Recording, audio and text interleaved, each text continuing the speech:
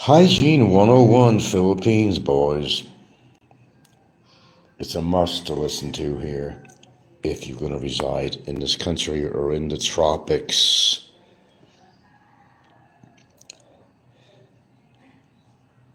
I'm not going to really get deep into it, but it's just a few facts that many people really don't think about, and that maybe they really should, or maybe they're living in a situation that is not very hygienic and they have to do things that are, extra challenges to make sure that certain things don't happen, and we'll get into that. Anyway, good morning to all. There's my tea.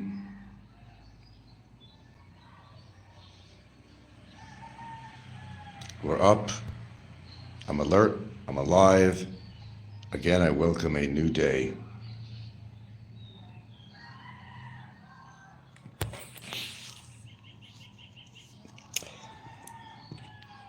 One of the things that you better really understand when you're living in the tropics like this,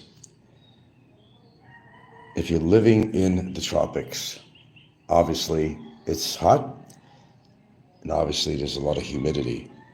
And that humidity is a factor that you have to realize can cause all kinds of problems.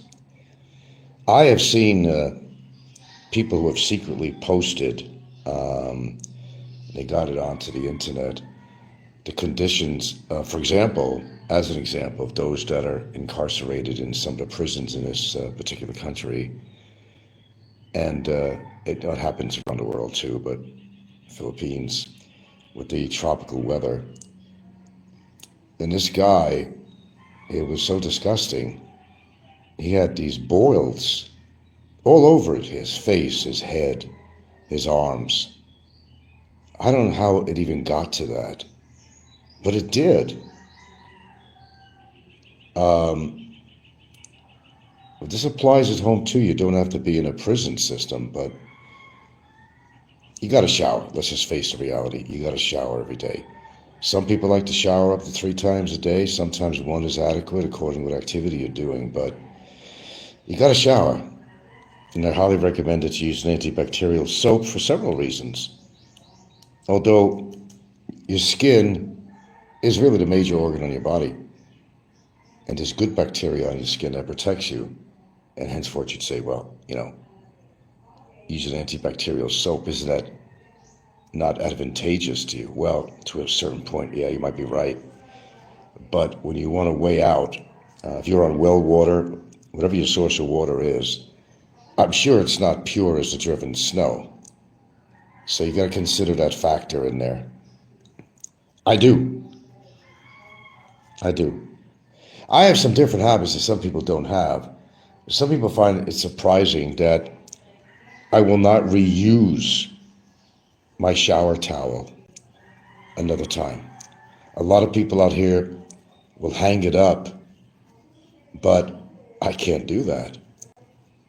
I only use my towel after I shower one time, and that's it. Because you put your towel up, it has all your skin cells on it. The towel is subject to the humidity and heat, and overnight warmth, and it's a formula that creates more bacteria. So I'm not going to use that. I use it on my hair.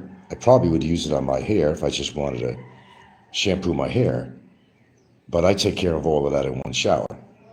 But here it's common practice that you reuse that towel, so you don't have to wash it yet again every single use. You're crazy. I mean, I've had people question me on that. Why do you not use your towel more than once? The same as I'm not going to use a cleaning rag, to wash my body with, a hand rag to wipe my ass or my groin or something like that. I'm not going to use that twice on me. Well, same thing, really. I don't use a towel because once you hang it up, you're giving bacteria a chance to grow. And you don't need any more bacteria. Not that kind of bacteria. It sounds like something simple, doesn't it? But it's really not.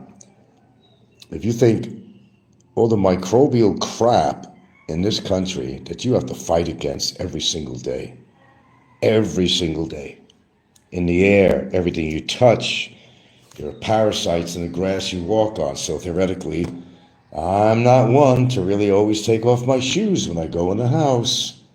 You're bringing the outside into your abode. Okay. Oh, so do your dogs, if your dogs are in the house a lot. It's hard to get away from certain allergens. But you can't always control everything. But the one thing you can control of is your own personal hygiene. Some of the stuff, well, as I'm going to talk about now, sounds gross, but okay, let me be graphic about it. Wipe your ass appropriately after you go to the bathroom. There's so much fecal matter there that you should take a shower or should take a rag with antibacterial soap and wipe down good. Every time you fart, you're emitting fecal matter on your underwear. Nobody else talks about this kind of shit but me. Because it happens to be true. It happens to be true.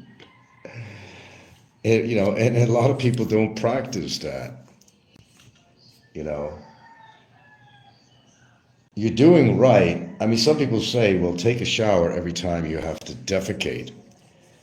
Well, you don't have to take a complete shower after you defecate, but you can take a hand rag, soapy hand rag, and wipe yourself down clean. You can do that. It's not hard. So if you go to the bathroom, I don't know, if you go to the bathroom 5 times a day, you're going to take 5 showers a day just to clean your ass. I don't think so. Man, the topic matters I come up with on here, but that's what makes my show so unique, is I'm going to tell you as it is. If you're going to live out here, you are going to be subjecting yourself to a hell of a lot of possible disease. It's all over the place out here. And if you've been lucky enough to survive, and you've been living out here for a while, you're doing good, bud. You're really doing good. Take a jeepney that's fully crowded. Well, I probably would suggest wearing a mask when you take a jeepney. Because I've been on many jeepneys before where people are on there, adult and or children, that are sneezing or coughing. They don't even cover their mouth and nose. And where do you think all that shit's going? It's being spread around on that jeepney. Duh, A lot of people don't practice that. Yeah, if you're going to take a jeepney or be in a situation like that where you're very close to people, you better figure the fact that somebody's going to sneeze or cough or something, especially children. They don't know better enough to always cover their mouth when they sneeze. Where do you think all that shit is going? If you're older, believe me, you don't need that. You don't want any viral matter being basically spat at you or whatever. You got enough to deal with. You're getting older as it is. You have enough to deal with, or you certainly will. And maybe your immune system is not as strong as it was because you're not smart like me and do the things I do. I personally think I'm alive today because some of the things I do. I honestly do. With all seriousness. But don't listen to me. I don't know what I'm talking about. Nah, not me. You ain't got no degree in that department, Frank.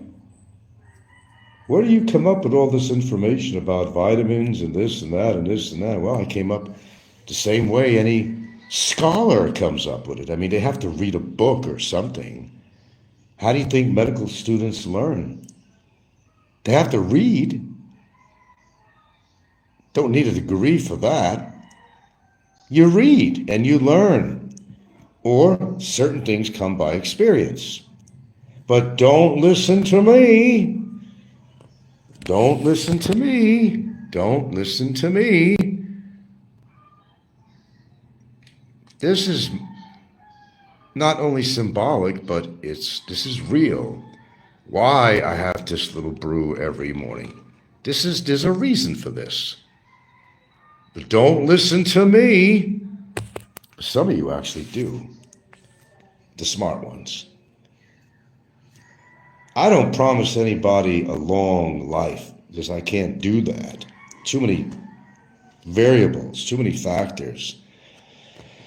But I can say if you do the basic stuff, keep your weight down, keep your blood moving, try to eat, a pretty good diet, you just might have a fighting chance. Really. But duh, who does that? Hey, I'm in my retirement, you all say. I'm going to eat and drink and do everything I should do. I don't care because I want to enjoy myself. Well, God bless you then. May your God bless you then. But don't start complaining.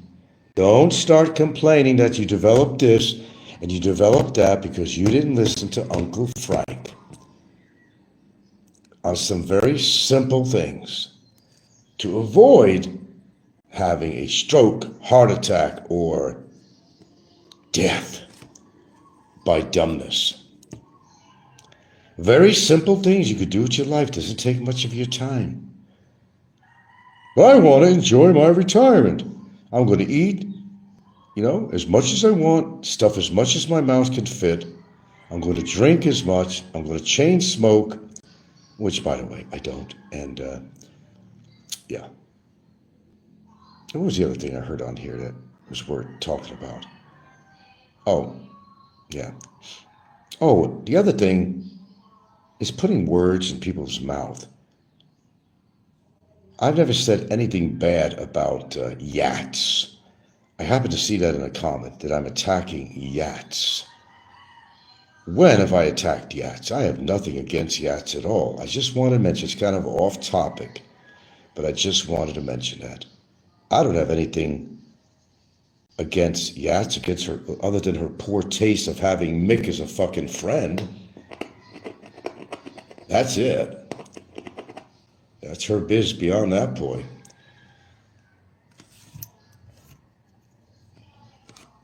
To each his own. Cheers. So the one thing I would appreciate is don't put words in my mouth. If I've never said something, for example, let's get deep and dirty on this again, that I supposedly have threatened the life of Barry's ex-girlfriend, that I supposedly called her a whore and a prostitute, which I never did. I never said those words. Those words were never produced in any documents or any videos, just word of mouth by Barry himself. Things are out there for you to believe or not believe. That's up to you too. I like to straighten things out every now and then. And I'll say, hey, bring up the facts if you're going to make an accusation against somebody or whatever. Bring up the facts, son. Let's see the graphic evidence. Let's see the video. Let's see the video. Put your evidence where your mouth is. That's what I say. Anyway, we're not going to get political on this show. But I just thought I'd kind of mention that. Because I've seen a comment in another show saying that I've attacked Yats. I've never attacked Yats. I have absolutely nada against Yats. In fact, she does some good things, which most of you don't do. She tries to help children out and stuff like that. I even offered to give her 1,000 pesos when I met up with her. She didn't want the money. See if she denies that. I even tried, yeah. If you're doing some good, then that's fantastic. Put your money where your mouth is what I say. You have your own certain beliefs and values, stick to them. Don't mind what people say. Go about your own business. Basically, don't mind what people say. You want to give in to that? If somebody calls you a horrible name of something that you're not, are you going to believe that's what you are because somebody said it? Well, if it's on the internet, it must be real. It must be true. No. The least of anything on the internet is actually factual in any way. This is a learning vlog this morning here, actually. Main topic was actually hygienics. And it is so easy to get a rash or something out here. You have to know what medicines and stuff that they actually carry in this country. That's very important. Because there's certain things you were able to get in the United States or the country you come from, but you just can't find it. But they do go under generic different names, their own names, that you may not be aware of. So there are products out there that actually are the same that you may have. You can't get it out here. Losec, I believe it's called Losec, Losec. Yeah, that's the equivalent of Pepto-Bismol. You got a nice creamy pink stuff that you buy. That stuff. Yeah, you can get it in a different form out here. Okay. Now I do realize I can be pretty graphic on my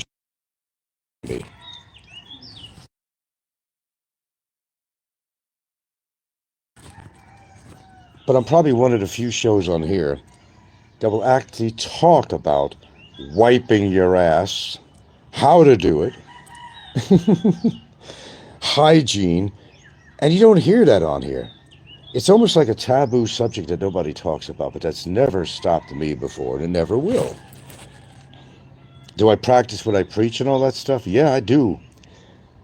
Yeah, I do. I certainly do. I had a boil, one of them boils once when I was living back in Seattle. I went to a place called Checkers. They have these chain of, franchises. They're like these little health clinics, you can go to. I had a boil between my legs. Let's see. Yeah, it was actually on my left leg. And no matter what I did, put antibiotic cream on it, this and that, soak it hot water. No, it wasn't going away, man. It would become really sensitive. Had no choice. I gotta have this shit checked out. It's a good thing I did. Follow your instincts. Follow your instincts. Don't try to, play doctor with certain things when you're dealing with some really horrible bacteria like E. coli and stuff like that. Gonococcal bacteria. And that's what it was. It had all the bad elements in there. I had to have it lanced, and that wasn't any fun. I mean, I really screamed when they did that. Plus the embarrassment of having to go on all four. And his beautiful nurse was his assistant, beautiful blonde. And poor job she has, I don't know. I felt sorry for her. The embarrassment of having to get in a certain position to do this, but shit happens, man, and you got to do what you got to do. You get that puppy lanced and you go on antibiotics, but sometimes an antibiotic creamy, it just ain't going to work anymore, man. So here in the tropics, man, I can't emphasize this more. You're going to get a rash in your groin area. That's very common. That hasn't happened too often with me so far. I've had it. But if you've been living out here a long time, you're going to develop rashes where you never thought you had rashes. Unknown factors, allergens, could be anything. But the one thing is you don't want to be like Michael Fazio and let something fester like he did, and it cost him his life. I'll be honest with you, man, when Fazio came on and he was so proud to show this, I don't know why. I would not even like looking at something like that, never less showing it on a video. He had craters in his foot and leg. I mean, it was disgusting. I've never seen anything like that. It was like, like flesh-eating bacteria, man. They were craters. A lot of times they were oozing with pus, and his idea was drink distilled water or go into the ocean and let the salt take care of it. He's dead now. Okay. Poor fool is dead. Because he didn't want to spend the money. He'd go to these 400 peso doctors instead of a specialist. And, he could be alive today. Even and he was an arch enemy of mine for a lot of reasons. Even good old Frank, the good man I am, came to his rescue, and I offered some of his advice on the side and verbally on my shows. That in his case, I felt that he needed hyperbaric treatment, deep oxygen saturation treatment to get to that bacteria. But no. You didn't take my advice. I'm sure they offered somewhere out here. That could have been a start, along with proper, maybe broad spectrum antibiotics to alleviate his problem. But no, he didn't listen.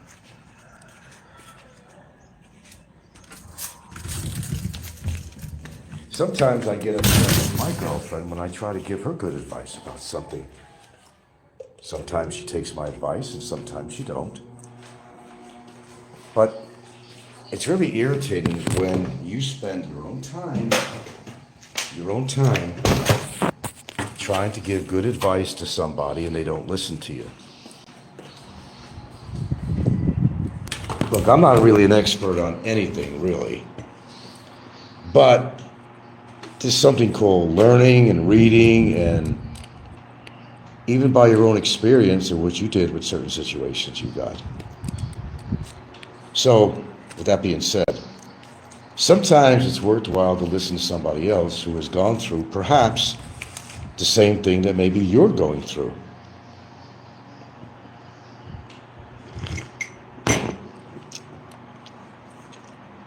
I don't have the answers to everything. I certainly don't, but I at least try to inform myself and read. And I'm talking about if a doctor told me I needed to take a certain medication, I'd research that.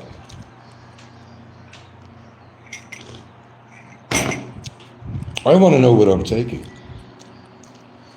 Is it going to interact with anything else that I might consume? Medicinal or supplements or whatever? This is definitely a need-to-know situation.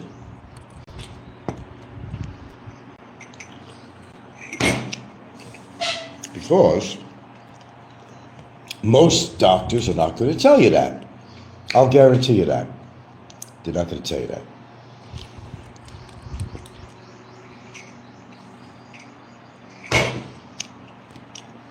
And I know that by experience. And the one example I always gave is when I saw my gastroenterologist, and he wanted me to take an acid blocker. Basically, it's a proton pump inhibitor. You have in your, these little acid producing little elements in there that produce the hydrochloric acid in your stomach, right? So if you were determined to have GERD, okay, and say you had acid reflux related, okay, his idea was, okay, we have to stop that so it doesn't do any damage to your throat, to this, to that, to this. And he'll say to you, well, what's the worst of the two evils, Mr. B? Good question. And there was one evil in my situation that could possibly have happened with the constant, I was having occasional reflux, and you don't want certain things to go in your throat because they don't belong in your throat. Certain kind of cells don't belong, they belong in the stomach, not in your throat. Well, I do have Barrett's esophagus as a result of that. But his idea was take these proton pump PPIs inhibitors.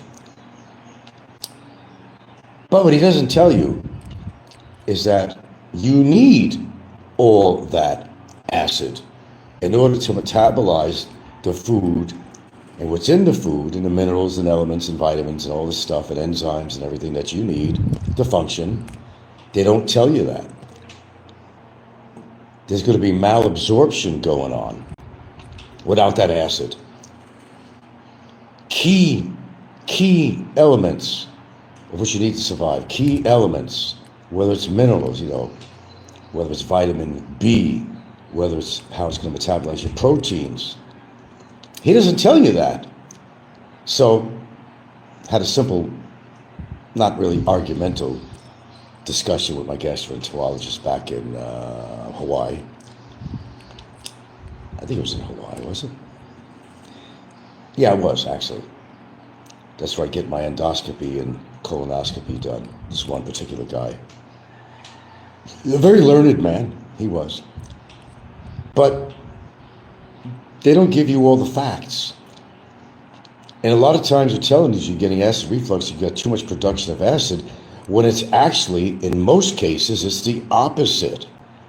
That maybe you don't have enough acid. Believe it or not. Totally the opposite.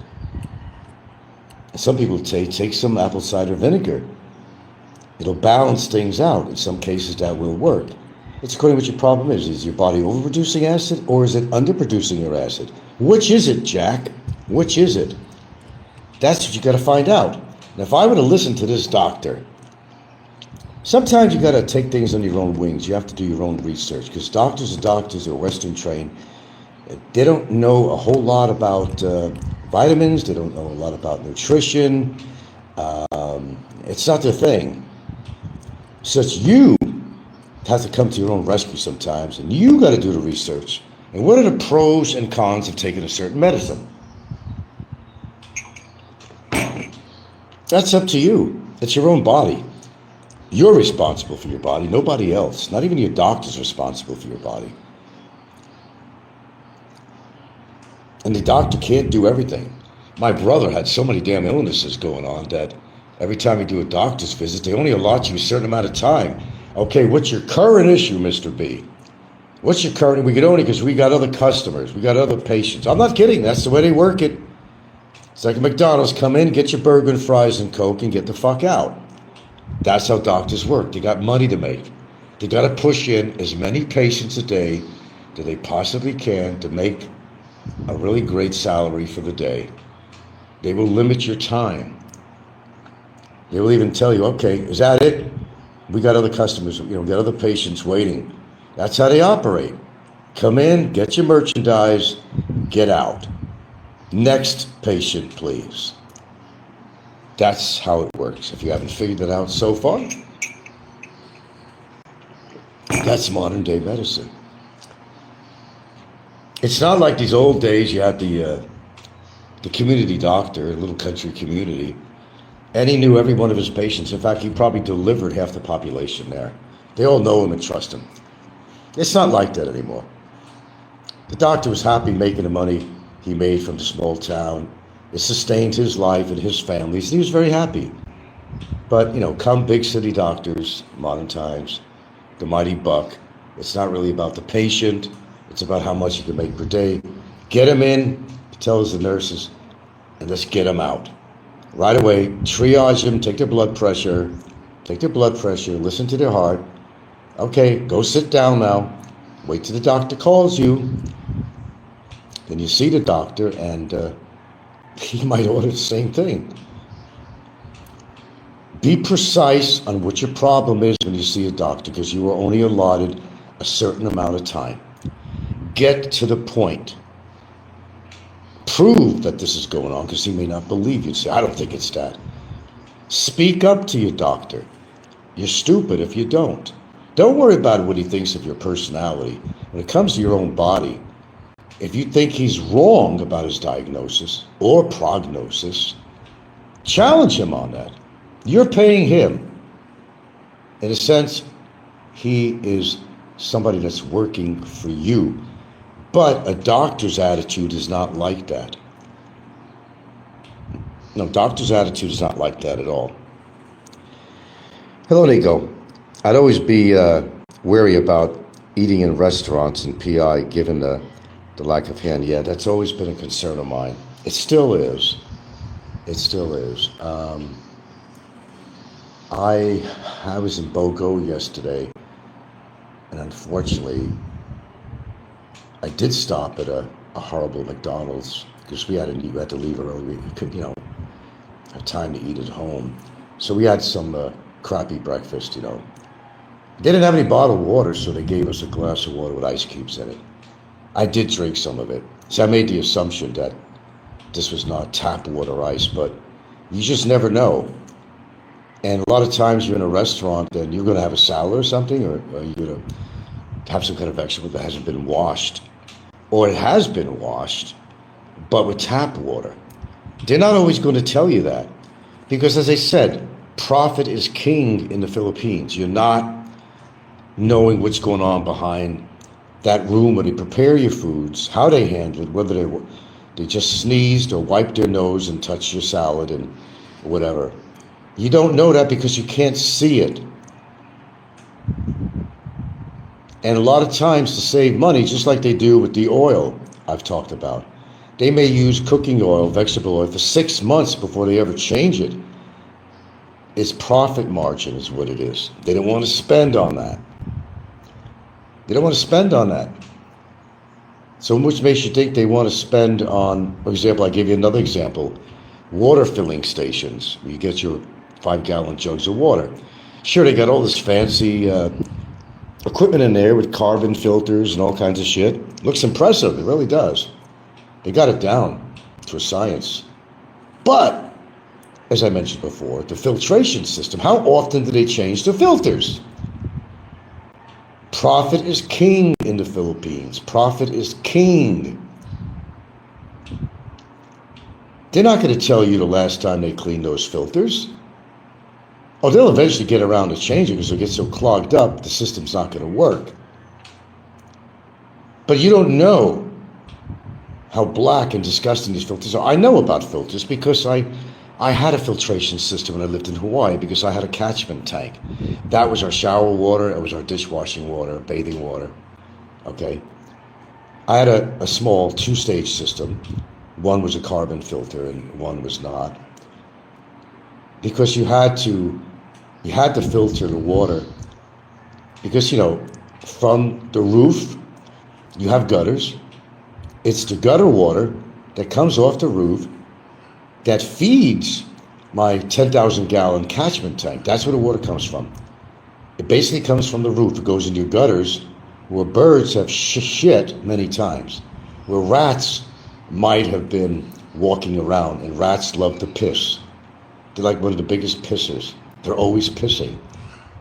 They're always pissing.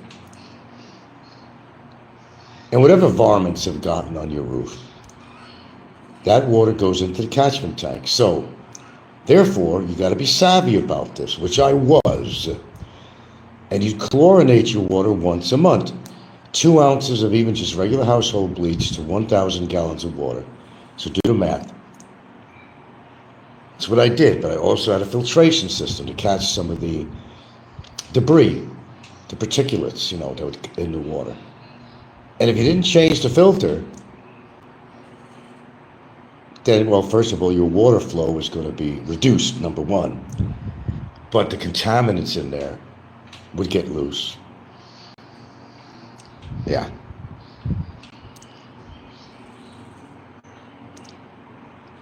Oh, good morning, princess. This is the channel of truth, baby. I'm telling you like it is. I don't make any money for giving you guys advice. I don't make shit. I don't put my Gcash number up. I don't have PayPal. I don't have any of that stuff, man. I'm not monetized. This is information I give you, willingly for free. That you could either pay attention to what I say or you don't. I don't care either way. I could tell you things that I do that work for me, may not work for you, but works for me. I'm still alive, says something. Let's see, Nicholas, I find what?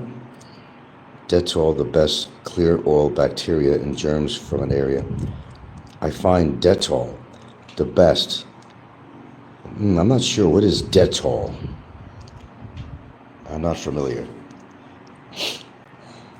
But, and you want to really, there's an extra thing you could do. I happen to got plenty of it. It's made by Equate in these big orange containers of, doesn't contain talcum powder, but it's medicated body powder that I like to put on now and then. It absorbs any excess moisture. So, you know, before you put your undies on after a shower, pat yourself dry as best as you can. Or if you want to run around naked and just air it out, you could do that too. Nobody else is around. You know, just kind of splat yourself with this powder in your groin area, in your ass area. It'll help. It's also medicated, so it'll really help with absorbing moisture. Let's see. It's a red liquid. It's best in the world for that. Then there's also colloidal silver. It's something people use for stuff like that too. But you got to really do a little research on it. It's a little bit tricky. What was it called? Colloidal silver. Yeah. But I'm also going to say again that your immune system is entirely in your gut, and most people don't know that. So if you got good gut health, you could have overall good health. Period. Your gut. And I know a lot of people don't think that everything comes from your gut. From your gut, it has a lot to do with your immune system. And also, what you don't know, that feel-good stuff in your brain coming from your gut. GABA, all that shit.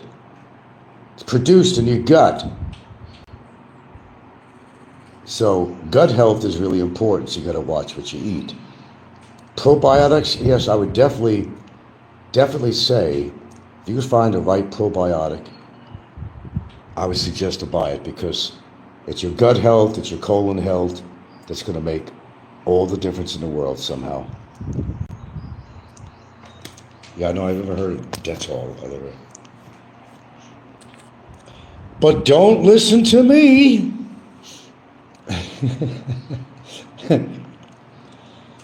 That should be the title of my show. That should be it. Don't Listen to Me channel. You know,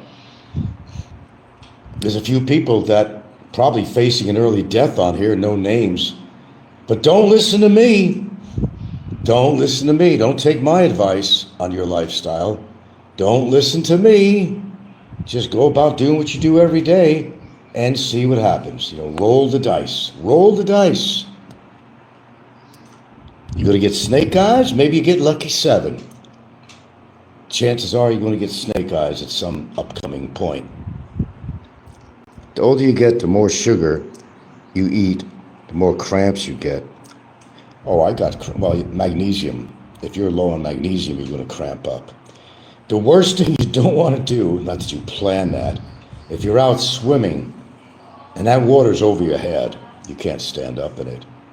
And buddy, you get a cramp while you're out in the water. That's always been my fear, because I've been known for cramps. I had it just the other day. I was talking about it. I was on a Jeep. No, what was I? Yeah. There's no room in the back. I had to go in the front with the driver. And I was so cramped in. I had a cramp in my left side of my thigh or something around my hip. I almost was going to just whiz out of that. I let him know I was having discomfort, so he just told the people in the back, come on, make room for this old fucker. You know. That's where I went, because I could not have survived that ride without wanting to open the door on there and just say, stop! And just maybe take the next jeepney and get Gilda off there and just we'll take the next one. I would have done that. I would have absolutely done that. My comfort level is important. Cramps are horrible, man. Oh, they're horrible. Yeah, but a lot of people are not getting enough magnesium. That's a big factor. If you're not getting enough magnesium, just buy some magnesium glycinate. Citrate's okay. If you want readily, fast acting and very quality magnesium glycinate or glycinate, however you want to pronounce it. That's what I use here. Actually, you're not getting enough. Most people are not getting enough of magnesium. So many functions, your heart, all kinds of stuff it has to do with. It's important. But don't listen to me. That really should be the title of my show. But don't listen to me. Maybe I'll change it sometime. But don't listen to me. Simple advice that I give on here sometimes. And I'm no doctor, man. I'm not even close to being a doctor. I don't think I'd ever be able to qualify to be a doctor. There's certain things you have to learn that I just have a learning curve, but I don't. I'm sure there's a chemistry. Without the algebra, they have to do math. They have to do all that shit. In modern day, I know they probably, have to excel in, pass their algebra and other mathematics in order to go into chemistry, which I wasn't able to continue in chemistry because my math was so bad. So bad, because I could have been in a different direction, in a career direction. I'm serious. I'm very serious. If it wasn't for my ear, I could have went into marine biology. That was something that was in the distance of my thoughts about doing when I was younger. I loved everything about the ocean. I learned a lot about it. Still retain a lot of knowledge about the ocean. Interrelationships between different species in the ocean. A lot of knowledge about sharks. I'm always fascinated with sharks. I have a lot of knowledge about this stuff. I don't talk about that all the time, but I mention. I'm a wealth of knowledge if you listen to me. And maybe you could learn something from me. I don't know it all. I wish I did know it all. I don't know it all. I wish I did. I only know what I read and learn about. That's it. That's how you learn. By reading and looking things up. It's nothing more than that. I don't need a degree for that. It's amazing how they can fix it up. I find blueberries best to stop cramping. I don't know about that. Yeah, I kind of failed on my mission to get blueberries yesterday. I found them, but it was a horrible brand that I did not want to buy and spend the money on it. Because they were so small. It was just horrible. Yeah. So I go without. I'm not going to die without it. I just say that it just can't hurt having blueberries in your diet every day. That's all I'm saying.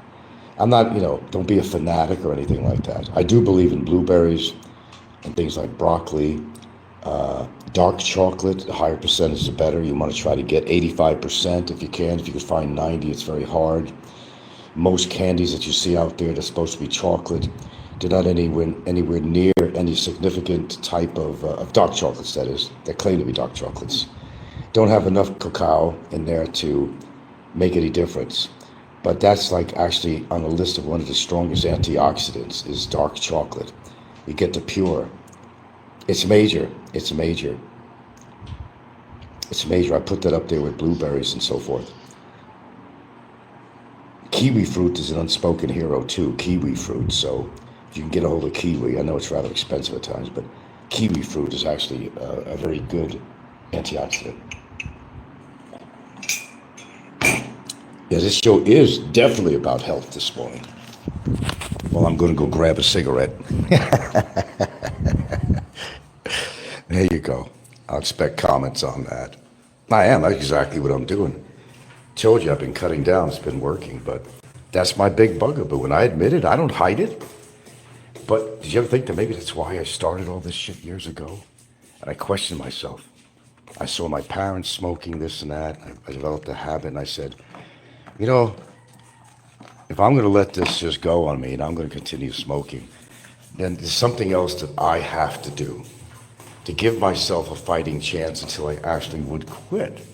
So that's a long time ago, and I had decided that there are things that people who smoke can do to fight off the oxidative stress and that's happening to your system by smoking and or drinking. And that's what I do. And I think that's why, because I had a guilt complex. I had a big guilt complex for smoking because I used to get down on my parents for smoking, okay? No, I ate the frozen ones. They probably have more antioxidants in them than fresh. Something to do when the chemicals in there, polyphenols, whatever, they get crystallized And they're actually probably could be more effective than fresh blueberries. I know you find that hard to believe, but don't believe me. Don't believe me. I don't know anything about anything, but I don't know. I kept myself alive for 70 years plus. I'm doing something right. And mind you that I've been a smoker too. So I am doing something right. Something right. But don't listen to me. Well, as far as the red wine, I take something different. I take resveratrol. Each capsule is equal to hundreds of glasses of red wine, and the chemistry and antioxidants, all the good stuff that's in red wine.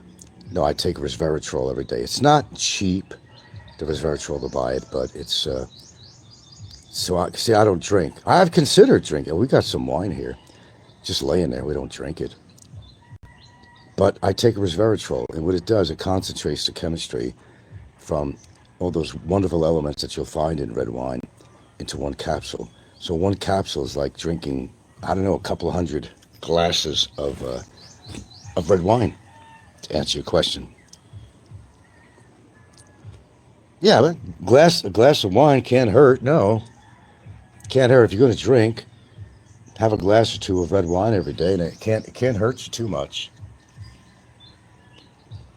Just don't become a wino. Next thing you know, you get desperate. You're drinking MD 2020, Mad Dog. Boy, I did that once, and I was on the floor, buddy. I was hurting back in Seattle with a neighbor of mine. It was a holiday. We didn't have any family or anything out there at the time, whatever. So me and Stevie Space Dust, as we called him, because this guy was always drunk or something or getting high, He had these wild eyes, I think I'm the one that labeled him Stevie Space Dust. He's out there in space. He went over there to a local AM/PM type of store right across the street where I was living on the holiday, and he wound up stealing a bottle of MD 2020. He didn't have any money.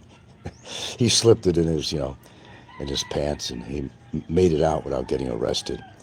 So he comes over with this. Well, let's celebrate the holiday together. So, we hit a couple of doobies. And the MD 2020, I regretted that to this day. Then to put salt on the wound, something else happened as a result of that.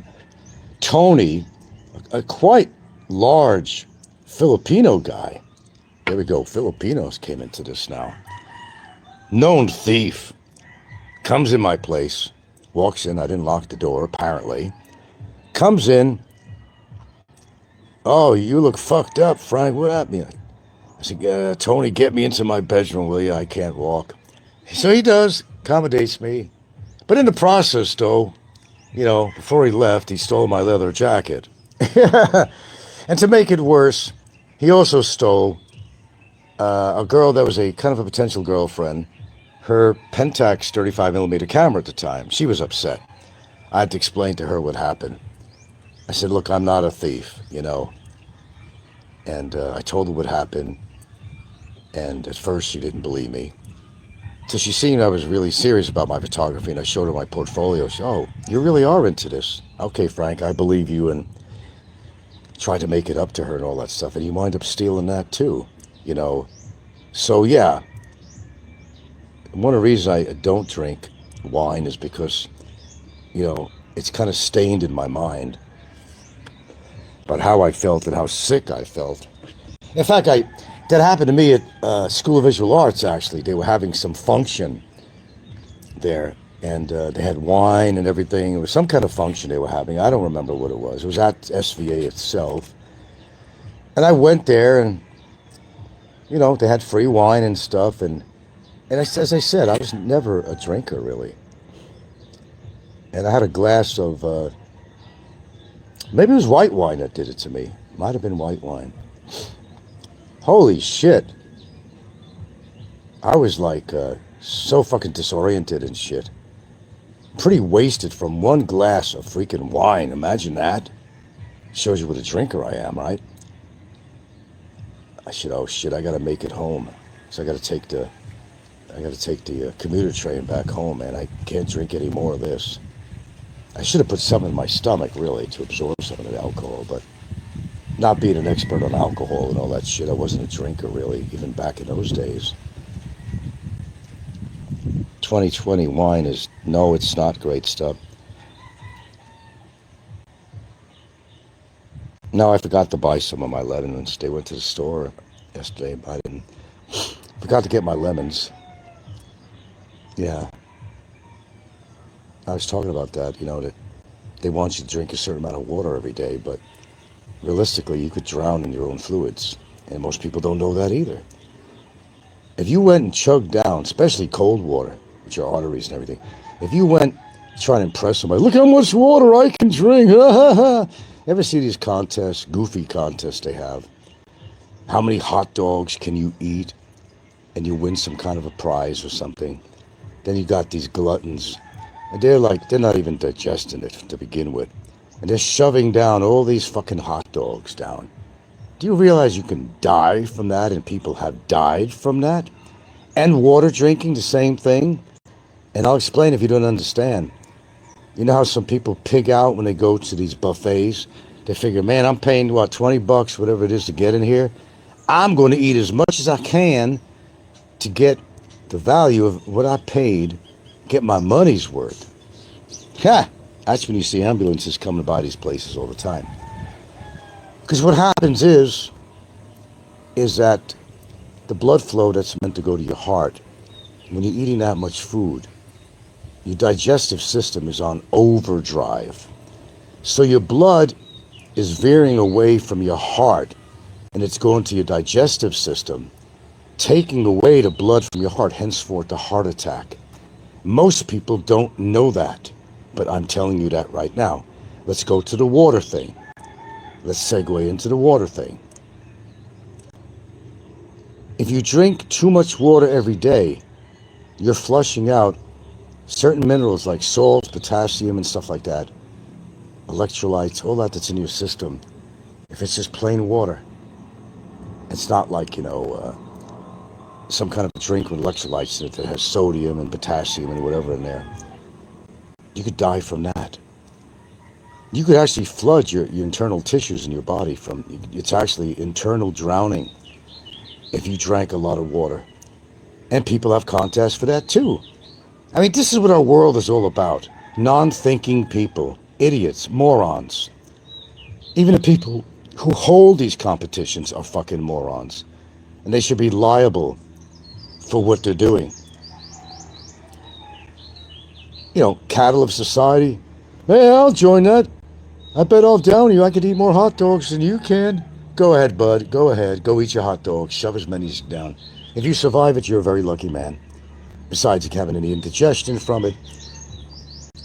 Besides the enormous amount of fat and cholesterol that you just consumed in one sitting.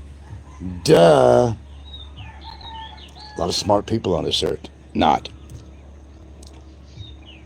Yeah, if you got something in your stomach to help absorb some of the alcohol, yeah, that helps. I always suggest that if you're going to be a drinker. It's like when you go out to a bar, maybe they have little appetizers or something. Have some appetizers, whether they're healthy or not. Put something in your stomach. Drinking on an empty stomach, man, it's not a good thing. At all. It's just not.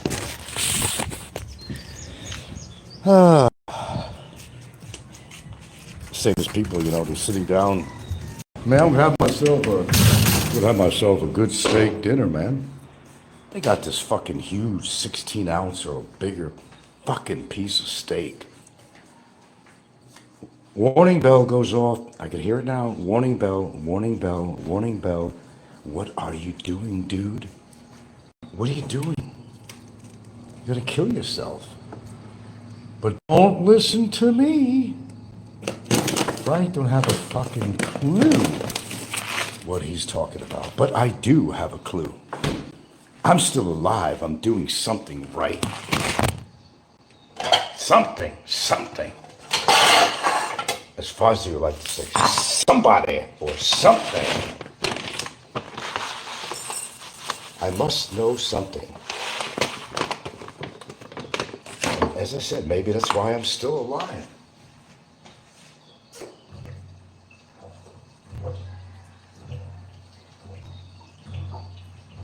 But as I say on all my shows, that there's absolutely nothing guaranteed in life.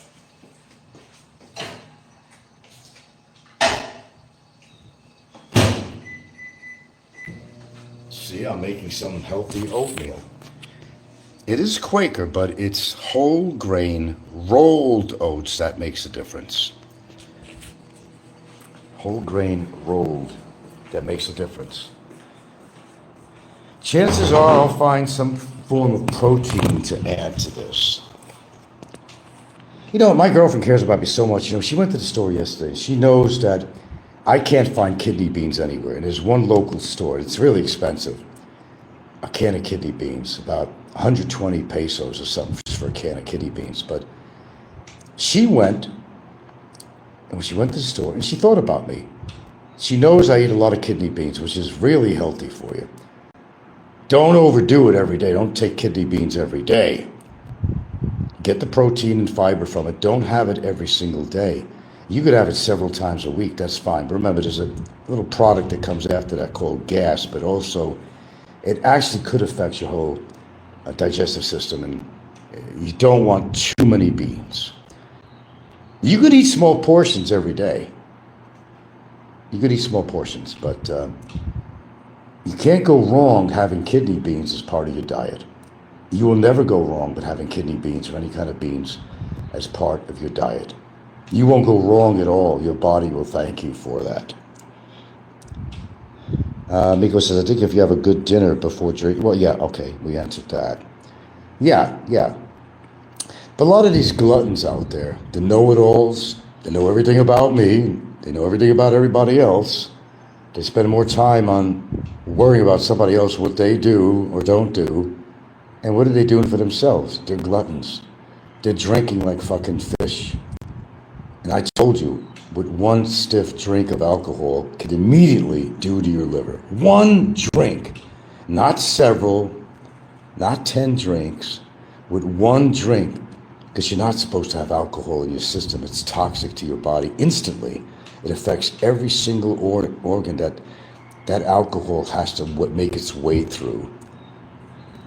But don't listen to me. Don't listen to me. I don't know anything. Look, I wouldn't tell you this stuff unless I knew it was true. But don't listen to me. Maybe you'd be wise if you did. I bet you most of you out there, and you're not anywhere near 70 years old, are you? I'm going on 71 next month, Jack. I'm still here, woke up to a new morning, thank goodness for that. I'm grateful every day I could wake up in the morning. It's not that I think 70 is really old. I mean, these days, you know, if you're doing okay and you're doing right things, you know, you live into your 80s or well into your 80s, you know, or more. But you got to do some things that are good. Did you know, and I just saw this, an honest to Injun, that this one guy makes a claim on here. If you take care of your body physically, get the blood flowing, eat the right foods, even if you smoke, that you could live to a ripe old age. Simply, like they said, even fat people can live to be a long time if what they put into their body is appropriate and necessary, and they engage in physical activity. Now, it was always my theory that if you're really overweight, then you're on your way out. And for most people on here that are overweight, they probably are on their way out, because I don't see a lot of them engaging in too much activity, but some do. That is your saving grace. That is your saving factor. Physical exercise. And believe it or not, you can live a long life if you're both fat, you know, obese, and you smoke and you drink. Believe it or not, if you do physical exercise. Now that was new to me. That was news to me too. That was news to me. I didn't know that. The ego seems to be making condescending comments about myself and you lately. Look, just, shrug it off, man. They're just trying to get a reaction, to get attention, that's all it is. The ego is a big bully picking on, oops, where'd my messages go? Picking on PWD too. Never stops bullying her. PWD. Who's PWD? Oh, Princess? Princess? You talking about Princess Escaped? It's all right, man. Like I said, I believe in karma. I do. I absolutely do. There's no question I believe in karma. Goes around, comes around, Jack. I still believe in that. I absolutely still believe in that. No question. I do believe in that. Hold on, I gotta get something here.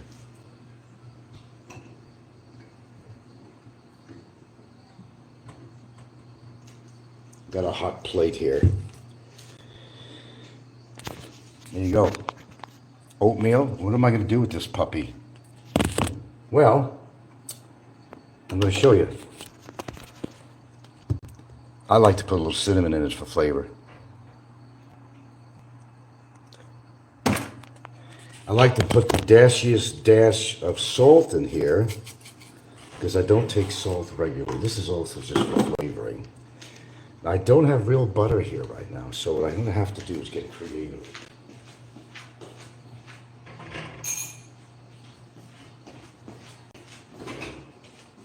Okay, what do I have here?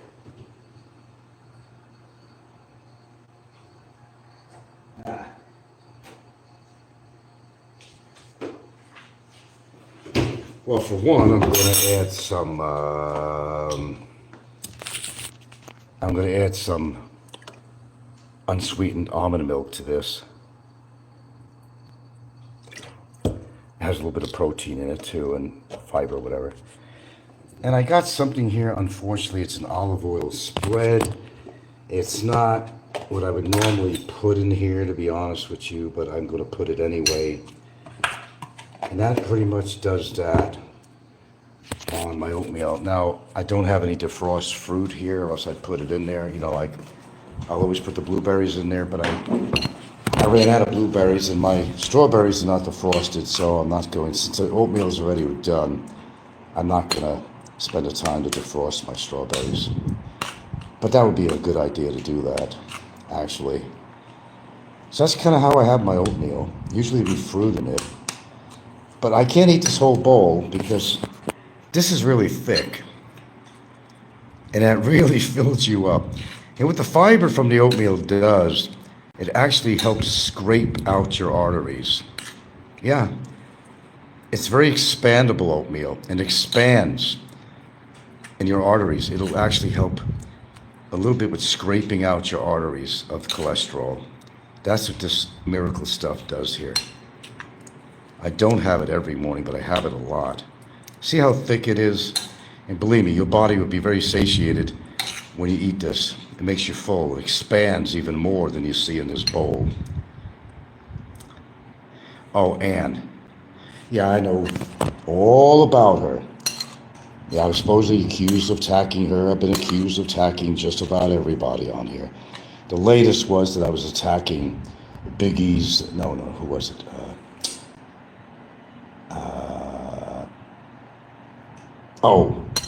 Mick's girlfriend, Yads. That I was supposedly attacking her. When? I just love to see this evidence. They speak a lot of shit. Show no proof. Same thing as Barry's girlfriend. She made this report on me. There's nothing that backs up anything she did in that report. Nothing. And who says I'm ever attacking Yats? I think I would know. I'm the person that's being accused of doing it. I think I would know. I never attacked Yats. Why would I? I met her. We never had a problem. And the fact that she's associated with Mick might have something to do with something. Sticking up for Mick because they're good friends. But I never attacked Yats. And please show me, please, somebody, put it on your show. I'd like to see where I've ever attacked Yats. Please, show me something, and I'll give a wholehearted apology. Show me something where I actually attacked her. Please do. Talk is cheap.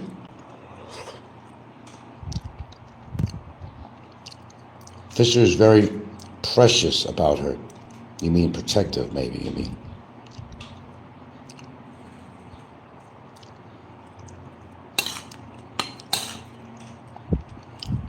You know, when I look back on all of this shit through the years, I say to myself, how did you make it through this, man? Why did you even hang in there? But sometimes I like a good challenge. I've won just about all of these challenges. My memory serves me right, and it does. I think I've won every challenge there was out there. Every name they called me, I proved different. To this day.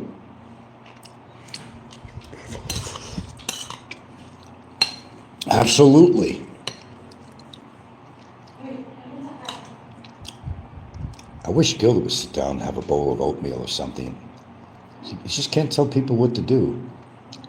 A Philippines breakfast is a cup of coffee and dunking their bread in their coffee. That's not healthy. Like I even say to her, well, don't listen to me. You know, it's very possible that somebody out there is very knowledgeable about a particular topic. If you want to learn, you listen to them. Maybe they know what they're talking about. Whether somebody's very mechanical and you have a question about something, the mechanics of your water pump or something, they might have knowledge on how to handle that. Oh, so is that the native egg. The chicken eggs that? Native. And where'd you find that? Beyond the fence, outside of the fence. Small eggs. Why aren't they producing big eggs? Why so small? It's a native. Huh? Native. Native chickens only produce. No, we buy the large eggs all the time And around that here. one is a different. It's not the native. This one is a native egg. That's a native egg. Wild chickens, in other words, yeah. Okay, you gotta wash that outer shell off real well. Yeah. Fresh eggs. Don't even have it in my yard, it's just outside the fence. They're laying eggs on there. Ain't that something?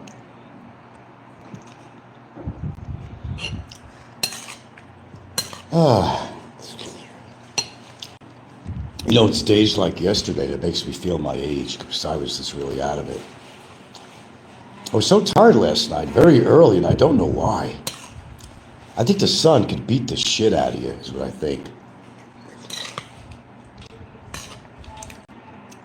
The sun and the tropics here are so much of a challenge to all of us, really. And as you get older, I think it becomes more of a challenge.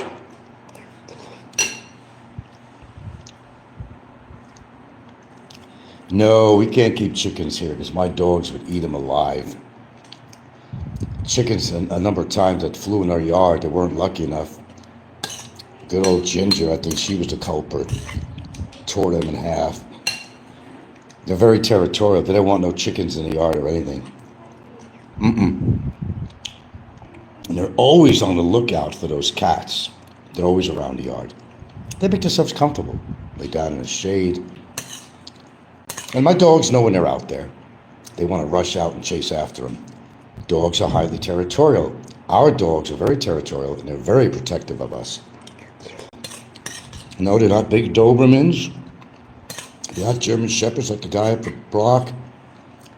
You know, but they're not Chihuahuas either.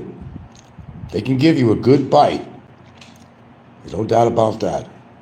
As old as Ginger is, she's 7 now. The other dog's a couple of years younger. But they'll give you a good bite. There's no question about it. They are highly, highly protective of this property. And they will bark at anything that goes by. Children walking by, people walking by, vehicles. Any possible threat of an animal maybe wanting to come in the yard somehow. They attend to it. They're good dogs. No, We don't keep chickens there because they wouldn't have a long life. Let's put it that way. It would not be advantageous. Well, the price of eggs these days, if you have a setup, you have enough land, as long as it's away from the house, you don't want to smell chicken shit, believe me, though. You know, the clucking has to be away from your house. You have to have a good lot size. You know, if you're using your chickens just for eggs, then yeah, that's fine. That's fine. But, excuse me, wanting to deal with that, have to clean out their pens and all kinds of different shit. There's a lot of work involved with that. There really is. But you may have to someday. The price of food is getting so high out here. Yeah, welcome to the Philippines. Land of discovery.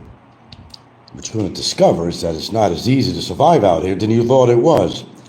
On a microbial level, on a financial level. Damn, dudes, medicine it's not cheap. I know.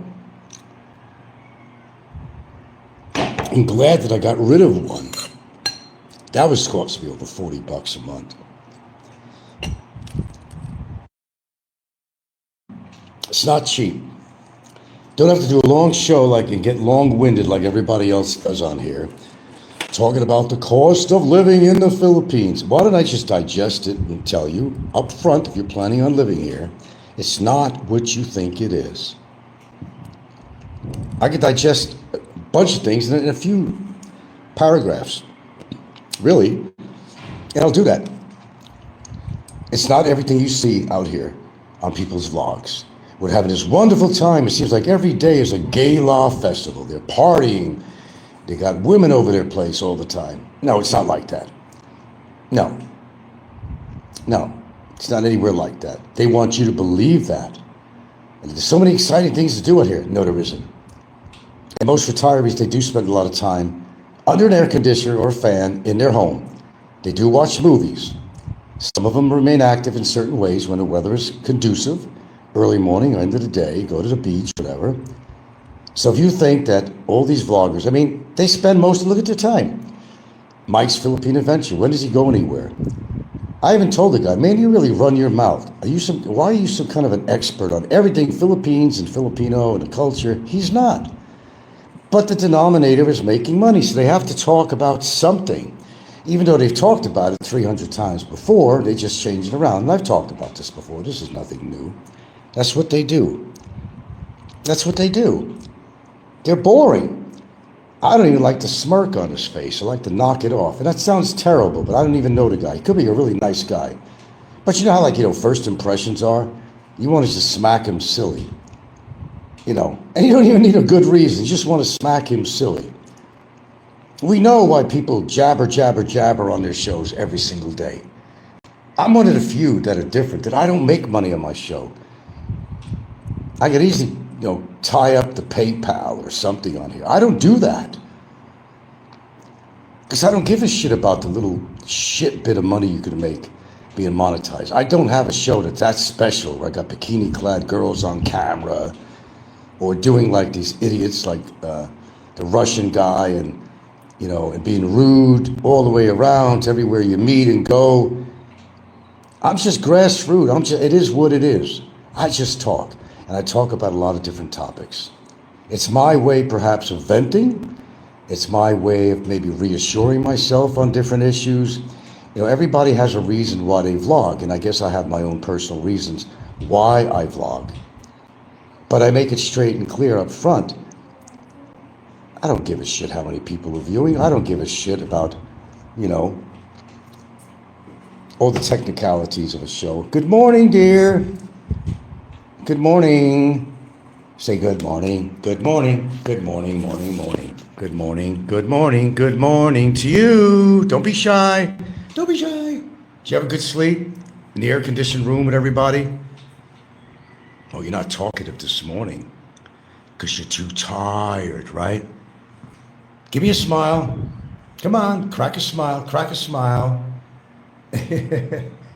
Wait till she's really awake. She's a chatterbox, I'll tell you that. She really is. Miko says, ego is not getting any younger. He'll never have family set up as yourself. You can see Gilda's kids respect you. Yeah, they do. What ego has is total facade. If he had no money, they'd be gone in a shot. Yeah, I will agree with you on that. Whether Big E likes that or not, I don't really give a, I do agree with you on that. It's very apparent to me. They want to talk about everybody else, but what about themselves, the things they do, and how they appear to us on YouTube, the things they say, the things they talk about.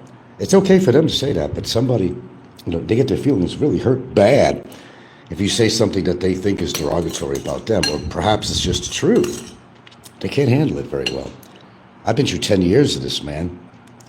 I'm not laying on the ground, banging my arms and legs on the ground, all frustrated and hurt feelings.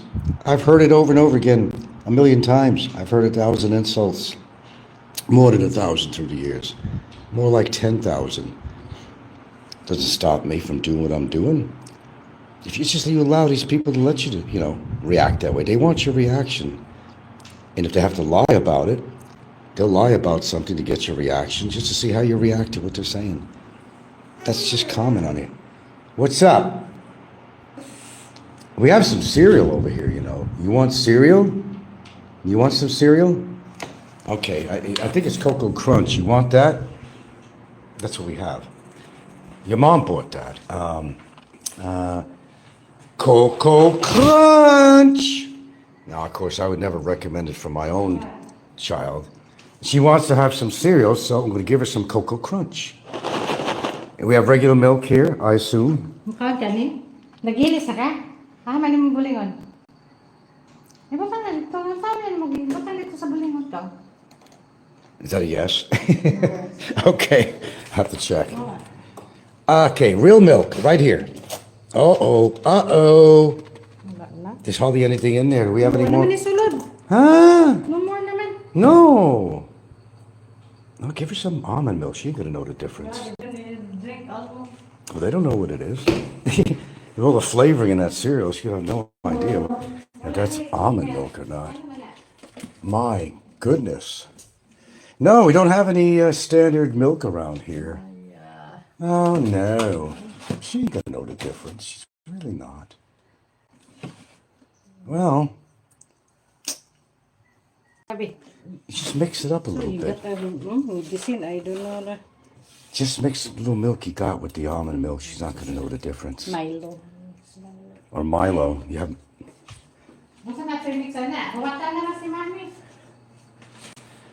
All right. Huh? It's like, Gilda's relatives or kids or whatever, Like, they don't give a shit about me. My God, I have a very good relationship with all of them.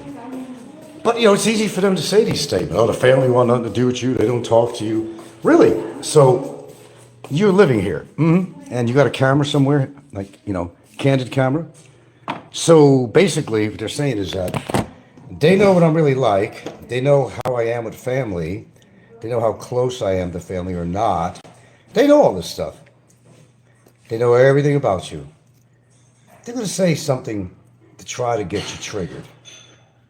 That's what it's all about. They know the truth about your relationship. They know the truth about how you get along with family. They know all that. They know whether or not you're broke or not. But they're not going to say anything positive about you. Why would they do that? Why would they do that? Because a lot of them are actually jealous, even the ones that have a lot of money. Because they're really honestly not living the lifestyle that I will. Sure, I'm not big on travel and all that shit. Doesn't mean I have a terrible life. Cocoa Crunch. There you go. It's not healthy, but I can't tell the mama of that beautiful little girl what to feed her child. It's not my responsibility. It's not my job.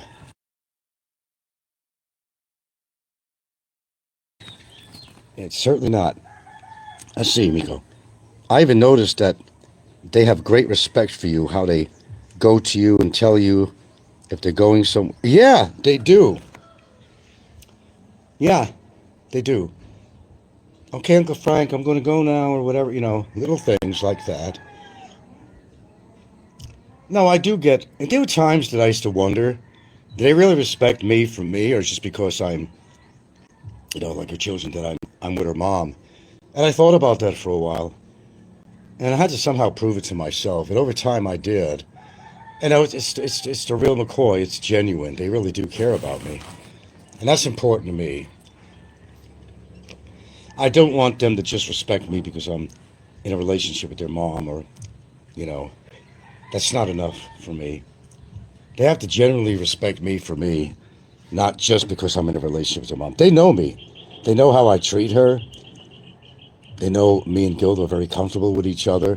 They don't feel any friction at all when they're around me.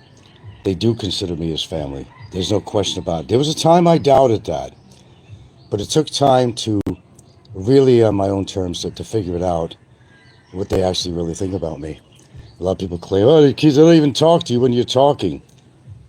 Well, that happens. They get distracted sometimes. They could be in the middle of a conversation with somebody else, and they're talking their language. They get distracted or something. Don't mean they're not listening to me. We sit around the living room a lot, and we talk about different shit. Always.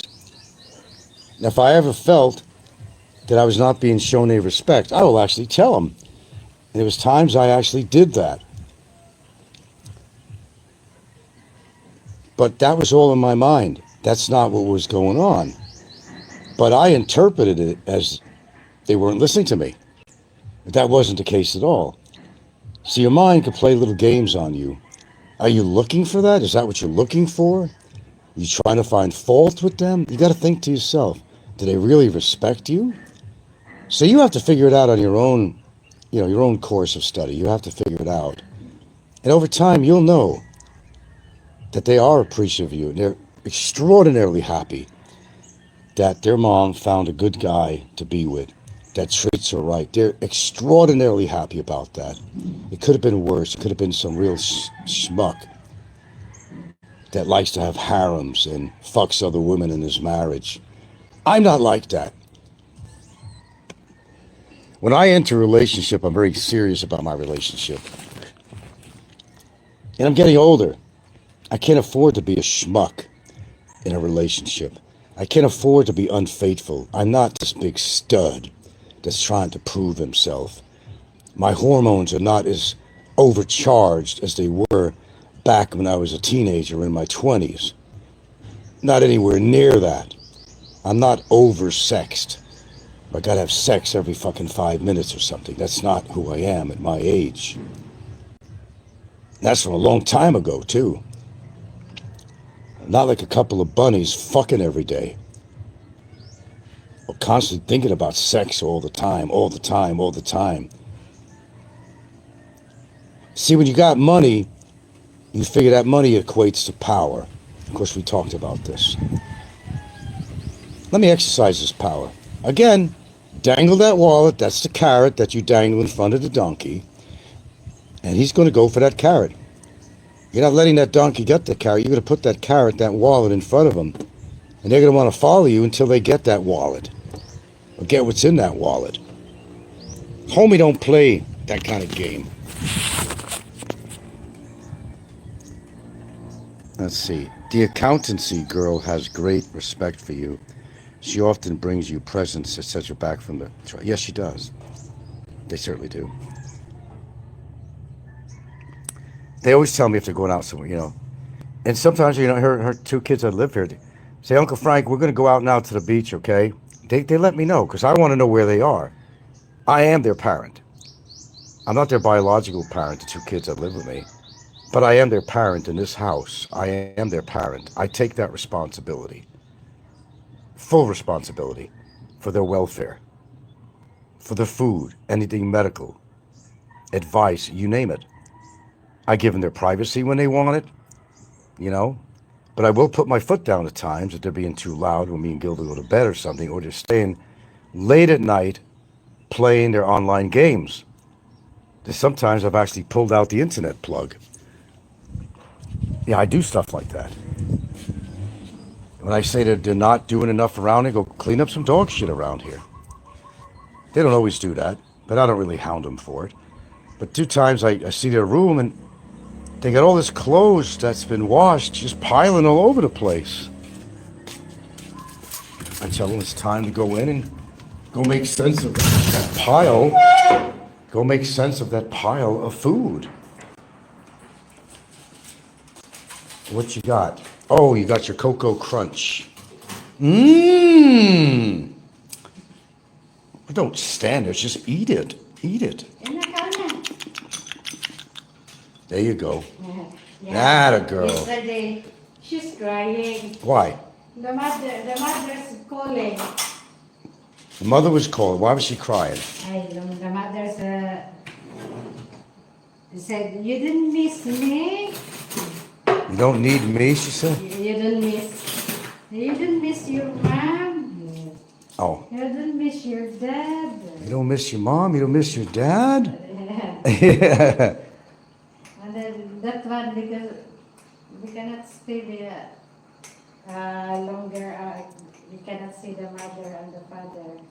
Well, they're preoccupied. Even the kids like to get away from the parents now and then and explore. Huh? She cried because they miss the dad. Miss the dad. Oh, miss the dad. Okay. Shh. Yeah. She misses the dad. So what I lack in my family line is like as far as my daughter or my sister. My brother passed away, unfortunately. What I lack in that department, I've gained here in the Philippines. Absolutely. I gained in spades. I just go by the thought these days that, hey, you know, I'd love to have my child in my life sometime. She's so much, oh my God, your child, this is what I know about it, to be honest with you. I'll still love her whether she wants to talk to me or not. And I guarantee that she's listening to my shows now and then. I wouldn't say every day, but I would not be surprised that she's actually listening to my shows. It's her way of being close to me without actually being reactive with me on a phone call or something like that, or an email or something. It's her way of staying in my life, even though there's part of her that don't want to be in my life for whatever her reason. That's actually what's going on. But whatever. I don't let things like that upset me, because basically life goes on, and so does mine, and so does everybody else's, until it can't go on anymore. You just make the best of whatever your situation is, whether it's legally, physically, your health, or otherwise. You make the best of your situation, because that's all you can do. You deal with things in life. You don't run away from stuff necessarily, according to what it is, but you deal with things in your life. Because sometimes you actually have to, and sometimes, you know, you don't have a choice. Gilda is a very educated woman, and she has well educated her kids too. I think she has. Yeah, I think she has.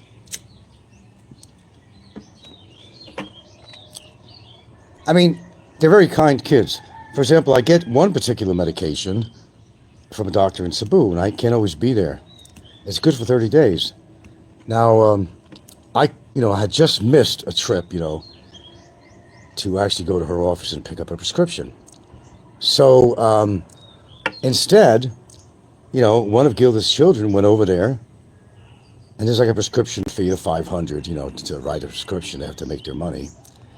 I don't, see the woman as a patient, really, but I do get prescription. They went all the way there to the hospital where she has her office, paid him the $500, picked up the prescriptions, and one of them just came down.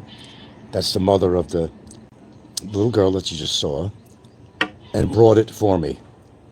They will go out of their way for me. And this is not the first time they've done some favors like that. They will actually go to a store, to a supermarket in Cebu for us, if they were planning on coming here. And they will pick up something that I needed that I can't get here. So they're very considerate. They're very, very respectful. I've got all of that here. So if my daughter doesn't respect me, oh, well, you know what? I did my job. I raised her appropriately, I think. I was there for her since day one of her birth. Since day one. Held her in my arms like a father will. I'm the guy that got up every other night to let mom sleep a little bit when she was an infant. Made the formula, changed her shitty diapers, and I continued to be the father to her up until the time she had moved out, had a boyfriend. And it didn't stop there. She'd call me for advice all the time, but the problem is, there's always a problem with advice when somebody's not going to listen to you. That creates some tension sometimes. Don't ask me for advice if you're not willing to listen to it. And people change too. They could be your blood, but they're like anybody else. They're still an individual. They still have their own thoughts and values and morals and all this other shit. Their politics might be different than yours. You can't expect them to be a carbon copy of you. And you really wouldn't want that anyway. I wouldn't want her to be a carbon copy of me. In some respect, yes, but not everything. I'm glad she's got her own mind and she's willing to use it, but unfortunately she doesn't think properly all the time, and it gets her into all kinds of trouble in relationships and everything, and that's not my doing. I have nothing to do with that, nothing. So unless you're willing to take my advice, don't ask. That's my policy. Don't ask. If you ask for advice and I give you advice and you don't listen to me, oh well, there's nothing I can do about that. Her kids seem to have a very pleasant manner. They all do. Very respectful. Very respectful. I gotta say that. I'm a lucky man. And some people on YouTube don't like that. They want my life to be full of horror and bad things. Because maybe their life, maybe they have money, more money than you will ever have, and they use that to equate to power. But that always gets them in trouble. Always. Always. I'm not broke, by the way. And for the first time, I'm going to reveal my part. I don't have to, but I'm going to reveal. I'm not super wealthy at all. But I got the equivalent of 13 million pesos is what I have in my bank accounts. Plural, because I can't have it in one account. I have 13 million pesos. I'm not going to tell you what she has. I've got 13 million pesos. Doesn't make me a wealthy foreigner. But a lot of foreigners don't even have a fraction of that. I have approximately 13 million pesos. I'll spit it out. She has a whole lot more than that. So we're not in any financial problem here. And all this court trials and all the shit that went on, it's nothing. It's nothing at all. I will survive. And she'll always survive. She's got the house. And that was purposeful. This is what I did for her, because I happen to really actually love her. I did it for her. Her future's secure without me. But I wanted to take it a step further because I can't take everything with me. There's no possible way. You can see her kids were well brought up. Yeah. Yeah. I'm not broke, obviously. I'm ready for any potential legal problem. And I will spend every peso of it if I needed to. I don't care. I'm like turning 71. I don't care. You want to fight me, I'm going to fight back, tooth and nail. That's just who I am. If I feel I'm right about something, motherfucker, I'm going to prove that you're wrong. You can only step on my toes so much. You don't know what goes on behind the scenes. You don't know anybody else out there that I don't have a little dossier on. You don't know that because I don't tell you people that. I'm a hell of a motherfucker to deal with. Fuck my age, fuck my size, there's nothing to do with it. And I have no problem with either one of them, really, to be honest with you. They seem to, That's a lot of money, over 230,000. It's probably a little more than that. And that comes from different sources. They forgot that I sold a house in Seattle a long time ago, and I held on to most of that money. They forgot that we did a little land deal over here on somebody that needed money desperately right near the port. And we sold that puppy as soon as we got it, and we made some money out of that. Well, she did. I can't buy land. She made money. But of course, I contributed to the funding, half and half on that. So we both benefited on that. No, there wasn't a situation where this woman that we invested in, she invested actually in a business. And it was good business too, actually. We were making 10% interest every fucking month. That really just really added to my overall income for almost a couple of years. Then things went sour with her. And she not only did that to Gilda, but she did that to numerous people. Now she's facing estafa, so Gilda actually has a lawyer that's been hired for this, and there's other people too that are on board. She's in big trouble. And she owes us, or Gilda, 2.5 million pesos. That's a lot of money. 2.5 million pesos. Recently we found out that she is doing a sale on her land. We don't know when that's going to go through. That money from that sale, it's going to go to us. It's going to go to us. We're her biggest investment people. And notice, believe it or not, it was not a 5-6, no Indian involved here, it was nothing like that. We know better than that. This was a personal loan, and we had the paperwork, everything in front of a lawyer for every detail of this transaction. That's what saved our asses, because we thought ahead. Every detail on the transaction, signed by her, signed by Gilda, everything. We were smart. We had it on paper, stamped, everything, so the woman doesn't have a chance. Now, let me tell you something about estafa. Your prison time kind of commensurates, well, it kind of has to do with how much you owe. She has the potential of having 12 years in prison. So you know she's going to find a way to get that money back. If she sells that land, so just to make, there's a difference between when I talk about a land sale that we did, and this situation is totally different. So basically we got 2.5 million pesos going to be coming from that alone, Then Barry's going to have to give in sooner or later. It'll be 250,000 pesos from him. We're not hurting, is basically what I'm saying. We're not hurting here. Now, 13 million to a American, it may not be a lot of money, but on a, Philippines level, you're fucking loaded.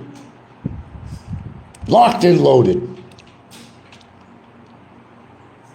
Most foreigners would not even have that. Yeah, they wouldn't. That money goes a long way. How do you think I had the money to, how do you think I had the money to do this kidney stone thing? I had to go in twice, hospitalization. It was complicated. That was over 400,000 pesos for that process. 400, almost 500,000 for that alone. That's about my lawyer. Probably about 500,000 for my lawyer with the, the Barry situation. Where's this money coming from? I mean, my girlfriend grows things in the yard, but she has no ability to grow money. Obviously, I'm not begging for it online. It ain't coming from my show. I don't make money on here. Where's that money coming from? They always say Frank is broke. Okay. It's better you think that. Might be advantageous to think, for me, to think that I'm broke. And I'm the kind of guy that would spend every peso he has to prove himself correct and righteous. I don't care about that because Gilda has her own money. I don't care. We're good either way. Either way, we're good. Either way. How about I dare you to go into my bank accounts and see if I'm telling the truth? It's the one thing that they can't do. They could call me broke as a skoke or whatever. You could look up information about somebody and verify certain things, but the one thing you're never going to get into is somebody's bank accounts. That ain't never going to happen. Never going to happen. Blind, who we got? Region 6, hello. You're doing so much better than your typical foreigner, Frank. You break the stereotype. I hope so. Yeah. You can't change somebody's happiness. I could live in this relationship without a dime. I don't make much on my Social Security. Barely $1,500 a month. But you know what? No matter what ventures we had to make some money or this or that or this or that, I've always survived on that little bit of Social Security every month. There's never been a problem. Yes, you could live on $1,500 a month, and they make fun. Hey, you only make Social Security. But look at these people living on $500 and $600 a month that claim that they're living the life of Riley. No, they're not. But if you budget enough, you can make it, but you're not going to live the life of Riley. You're not. It's impossible. You know, we've had investments and stuff that we don't talk about. She's able to do this stuff because she's a Filipina. There's family money from all the land that, you know, was left to the children. That didn't go to waste. She still has it. And some people are like, oh, you mean sometimes you let her buy the groceries? Yeah, I do. Sometimes she buys the groceries, sometimes I don't or do. We don't care. Whoever's at the counter first. Okay, I'll get it. Are you going to get it this time? Oh, okay, that's cool. That's all. In other words, I'm saying we're not hurting here. We're not hurting. You're forgetting I had to sale on my house in Hawaii.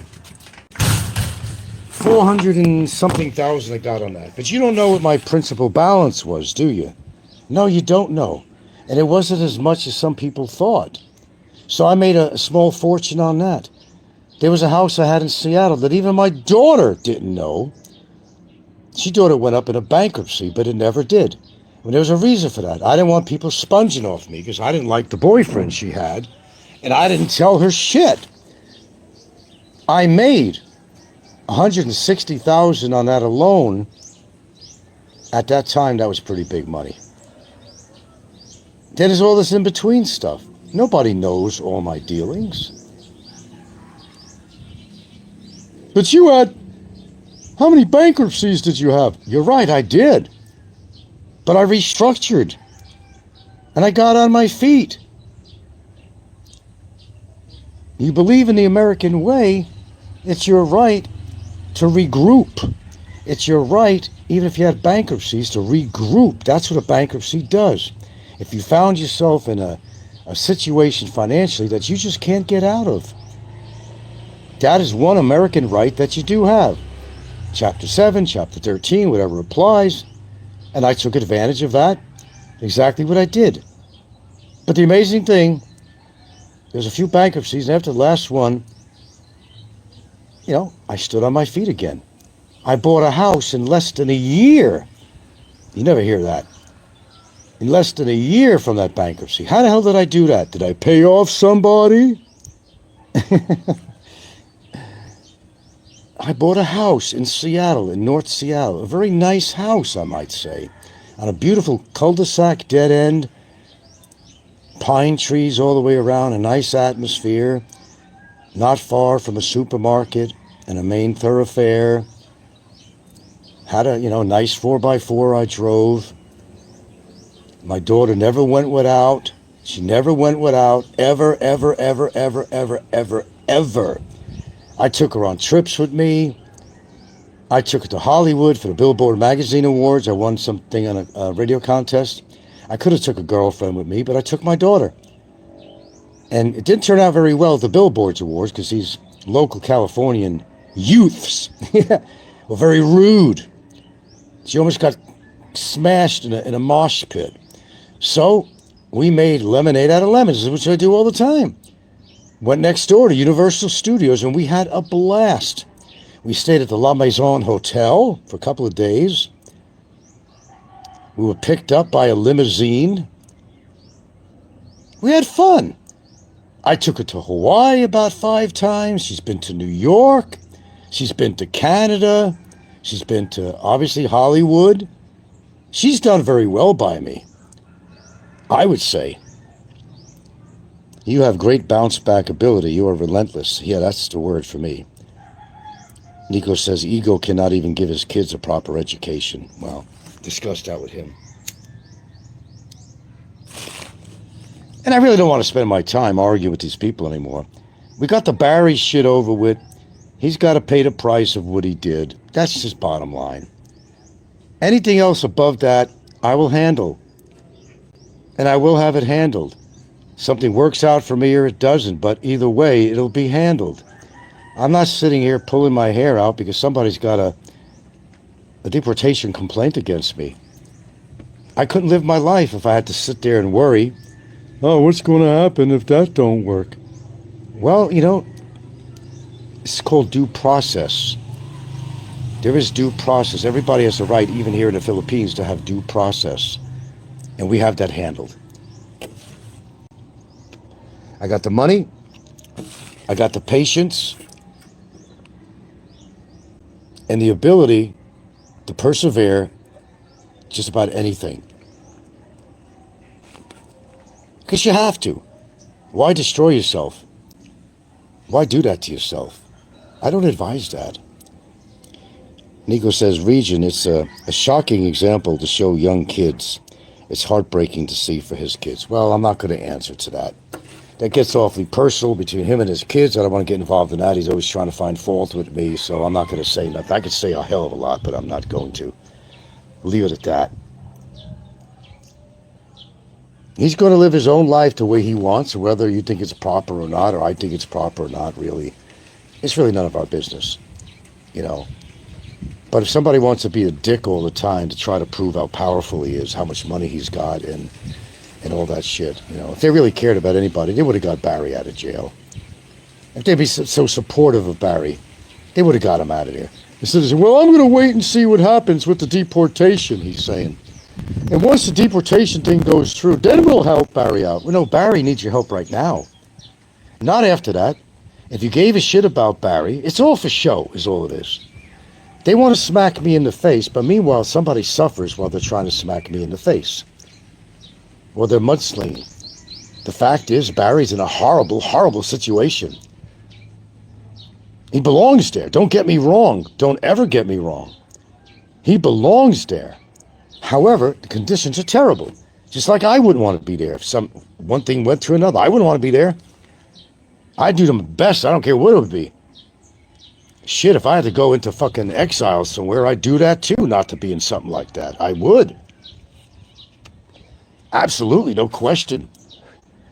No question at all. But he is there, and he is living in that situation, and it's horrible. If they gave a shit about Barry, which they don't, they care more about his girlfriend. Because Barry doesn't have a vagina, although most people think he probably does, but he actually doesn't have a vagina.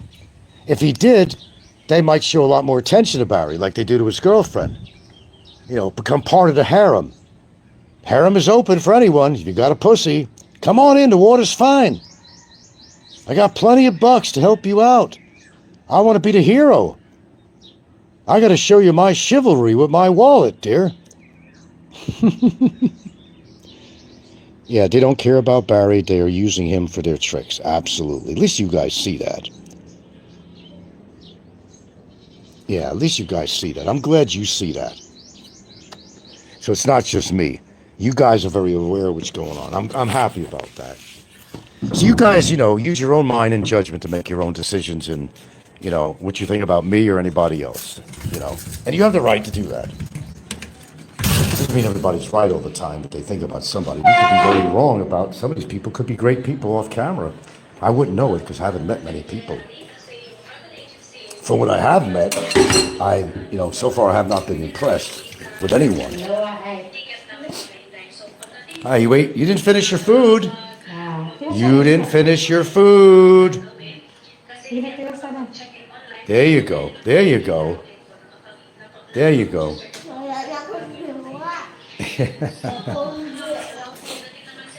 To even insinuate that I would ever do anything to a child, that's enough to get somebody fucking killed. I'll spill it right out. That's enough to get your ass fucking killed. Any other place, a different situation, you wouldn't be walking around. Forget about jail or courts or any shit like that. I'm being honest with you, like I always am. I could have handled that situation another way, but how would that help me? They know it would be me, you know? But as I said, I really don't believe in violence. I'm not a violent person unless you make me so and I have to protect myself or my family. Then I'm hell on wheels and I don't give a shit what age I'm at or they think I'm frail. Well, when my frail fist hits you in the solar plex and you go down, tell me how frail I am. If my frail fist hits you in the right place in your nose and your cartilage goes to your fucking brain, tell me how frail I am. If I kick you in your fucking knees and as big as you are, you go down like the fucking Trade Center did, tell me how frail I am. Go right ahead when that happens. That I can't take care of myself because of my age. That is such bullshit. You don't know what my capabilities are. There's even to a point that I don't know what my capabilities are. I know one thing about myself. I'm very determined, as you figured out. I don't want to see any harm come to me or anyone I love. And I will guarantee you I will do everything, especially at my age. I don't care about dying, really, in that respect, if I'm protecting somebody I love. You don't know me on that level. I've stood up to people that were 3 times my fucking size. Okay? Some of them backed down. The one time I did with somebody, it didn't turn out to be anything that I thought it would be. There were some arguments and so, a few words being exchanged, but it never went beyond that. Just like I was serious. When you saw me in SNR with Ricky, it was not for show for the camera. I told him. Give me a reason why I shouldn't fucking cold cock you right now. I told the motherfucker, didn't I? Proof on camera. I wasn't joking around. I was tired of his antics. But at the same time, I was also thinking. I'm in a public place, like with Barry at TGIF. I could have just thrown his ass all over that floor. It would have been a bloodbath. I couldn't do that. I just got back from COVID. I got stuck in Hawaii. I didn't know I was going to be there that long. But I was, until they opened up the floodgates and I was able to come back in the Philippines. And I was not too far into coming back when Ricky pulled that shit, and he knew Barry was going to show up. Yeah, no, nobody got in my way to prevent me from doing that. It was on my own accord. However, if Barry would have thrown that glass at me or took off that knife out of his pocket, then it would be all over. Then I got the license, the legal license. If he threatened me with that glass or a knife or whatever, then I don't care about the cameras. I don't care about back. I just come out. Don't worry about my immigration. Don't worry about whatever. He would have regretted it. Even though I got 20 years on him, he would have regretted dealing with me because I am relentless. If I'm in a fight with somebody, I'm going to finish it until I'm knocked out and I can't do anything anymore. I'm done. It's over with. Good night, Irene. It's done. You'd have to get me off your fucking back. It's going to be hard. I'll get you by the throat. I'll get whatever. I don't care.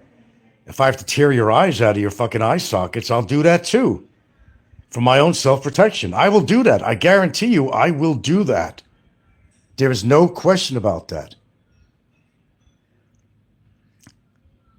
You humiliated Ricky. That was so good.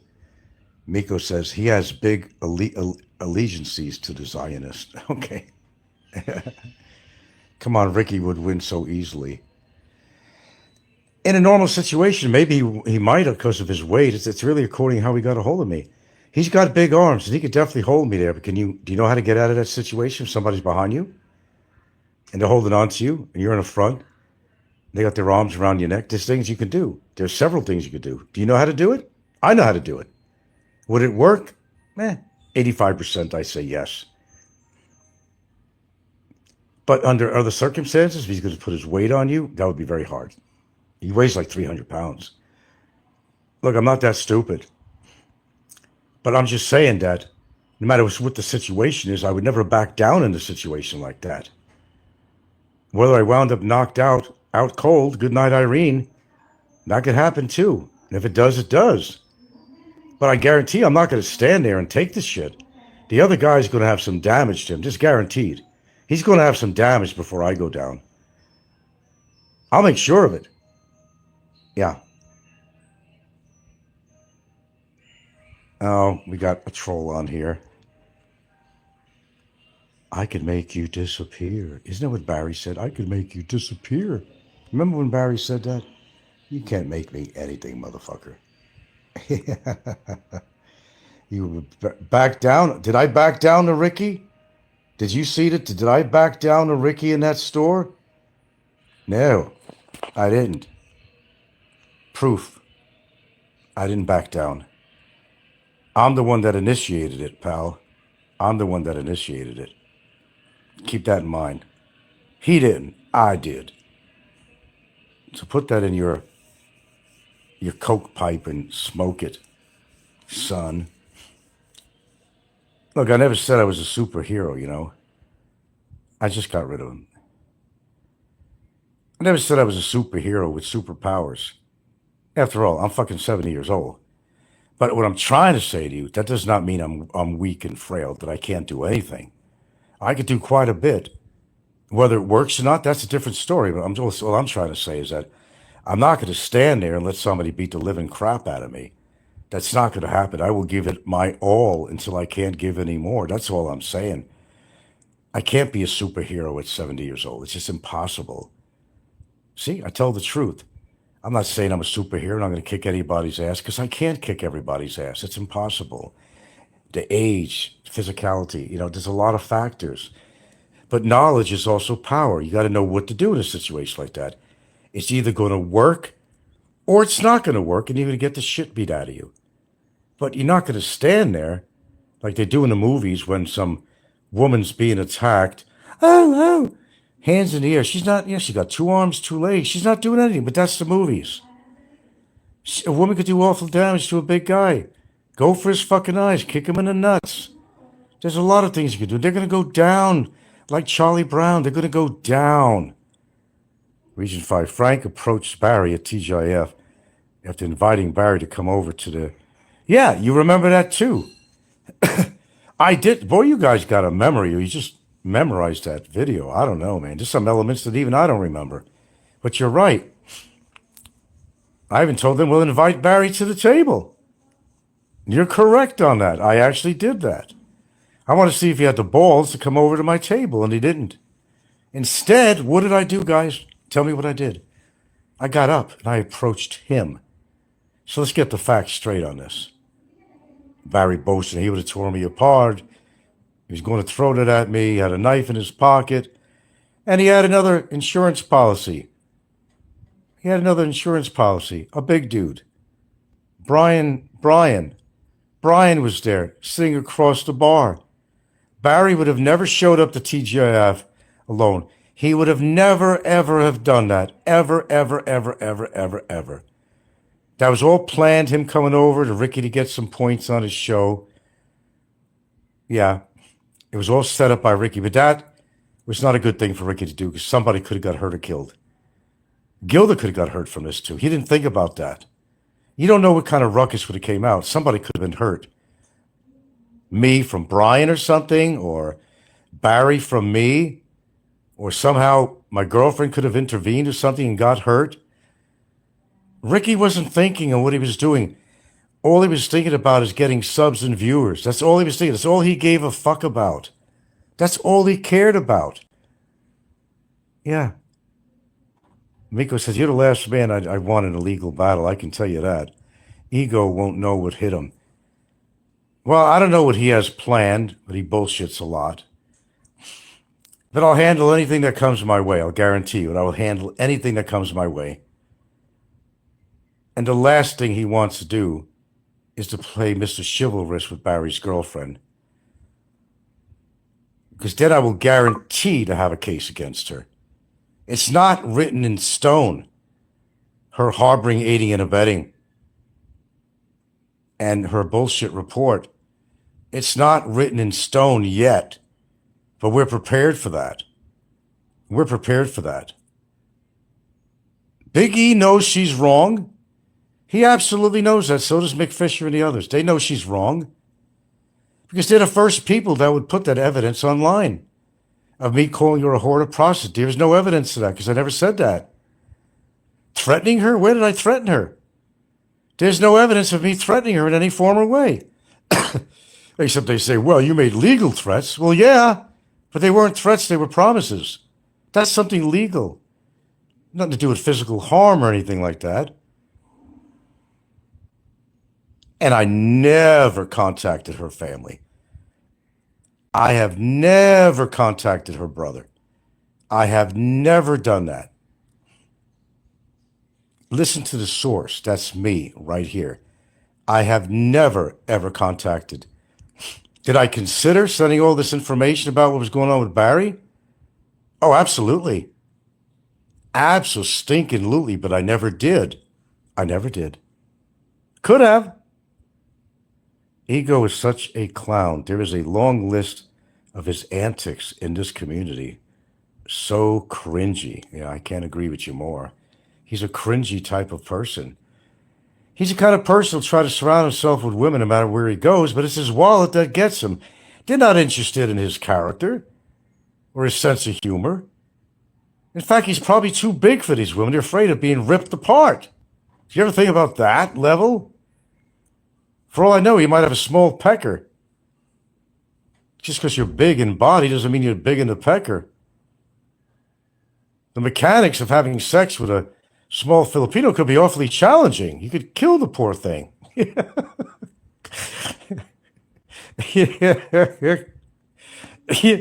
could kill the poor thing. The poor thing. The poor thing. You could kill her. You could kill her, man. Yeah. I gotta drink something here. God, I didn't. All the times at the store, I didn't buy any allergy medications. What's wrong with me? So don't listen to what these idiots said. Yeah, they are cringy people, man. As long as you guys know the truth, that's all that matters, man, to me. I can sit here giving you speeches here. I'm over 2 hours. I can't even believe I've been on that long. But we're having so much fun and so much interesting information has been coming out. Jesus Christ, I started off with a health topic and look where we wound up. We always wind up there. We always wind up, don't we? And Miko's telling Region, yeah, he's very child. He is for his age. They act like little children. You know, like the rich kids at school. If you grew up with rich kids, they always were snobby and they looked down at everybody. He's like that. You know, I experienced that in my own high school. Some of the rich kids in Westchester County where I lived, the very most expensive county in the world, really. Richest county, Westchester. If you don't know about Westchester, you don't know anything. Of course, I didn't grow up in, I grew up in poverty, but even though I lived in Westchester, but there was always a spoiled kids at school. You know, guys got this convertible Mustang, he's showing off. He's got this MG, whatever it is, convertible, whatever. Oh, yeah, the girls flocked to that. They flocked to that. Or if they were a football hero, I want to date a football hero. They always wanted a hero. You had the money, you flashed the money, the chicks all went for you. That's the way it was. I believe Big E grew up in a privileged family to begin with. I think so did Mick Fisher. I believe they did. I could be wrong, but I'm gathering that I think they did. Probably inherited some money, one of them or two of them, maybe both. So if they think they're better than everybody else because they got more money, they're not. I got more money than a lot of Filipinos out here with professional jobs. It doesn't make me better than them. I don't look down on them because I got a couple of pesos in the bank. I don't look down at these people. I am one of the people. I have helped these very people out in many ways that I've never even talked about on here. I've talked about a few things. Nobody knows what I've done to some Filipino families out here. Nobody really knows. That part, mostly I keep to myself, except a few incidents I did mention here and there. A couple of incidents, paying people's bills off at the counter in a grocery store, buying a guy with a really horrible neurological situation a mattress and a pillow. I mean, I've done a lot of great things. And yes, I did buy a brand new TV for the kids' school. I didn't take the new TV and put it in my house and give them my old TV as they quackered off on this bullshit. That never happened. That was opened right there in the box in the classroom. And they appreciated it. And that's all the accolades I want. They appreciated what I did. And I got some satisfaction from that. That's all that matters. Regent says ego is 10 times worse than Fisher. Fisher is just a follower, tired of being lonely in Asia. I think I could agree with you on that. His little protege. Mick Fisher is Big E's protege. That's all it is. I don't even think Mick Fisher is. I mean, I think he has a certain element of loneliness in his life. And people make excuses about it. Oh, that's the way I like. I like being independent. Sure, when you're not getting to women. Mick Fisher ain't that young either, man. He's got to be in his 60s, at least. He's not that young. As I said, the only benefit I give to him is that he works out. I'm being a fair man. I can say all I want about Mick Fisher. That might be true or not. And you think I'm just going to throw mud pies like these people do? No. If they do something good in their life, I will acknowledge it. Mick Fisher likes to take care of himself. I'm talking about some of the good things Mick Fisher does. In fact, even when we met, he bought me a box of nicotine patches. Expensive. He didn't have to do that. That was nice of Mick to do that for me. Because on some level, maybe he did give a shit. He would have liked to see me quit smoking. Mick has a heart somewhere. It's just buried because of his influence with the big ego. His ego, big ego, has melted off into Mick's ego. It's who you hang around with. You want to become rich someday, you hang around with rich kids, you learn something. You want to hang around respectable people, you're going to grow up to be respectable. You hang out with gangs, naysayers, negative people, you're going to grow up to be negative. Even in your adult age, if you hang around a bunch of fucking creeps, you're going to become a creep. Anything to get the attention. You decided that you didn't like somebody. So you want to go all out of your way to try to make sure that this person is miserable as you are. Isn't that what the equation is? Isn't that what it is? That's exactly what it is. That's what these people do. And you all witnessed this. Fisher was seen wearing pink bike shorts in Cebu. He is feminine as ego. No comment. Vico says neither of them have one bit of humility. Well, it kind of seems that way. But I'm a person, I think there's good in everybody. There is no good in Barry, but I think that's been proven. But I think there's good in everybody out there. You just got to bring it out. There's good. There's good in Mick. There's even good in Big Ego, believe it or not. There's good. There's good. But they choose to show their negative side just to get the attention. Both of them, I'm sure they got good in their hearts. I'm not going to say that they're all around bad people, because they're probably not. But it's how they present themselves on social media to make everybody believe that they're a piece of shit. And maybe they actually are.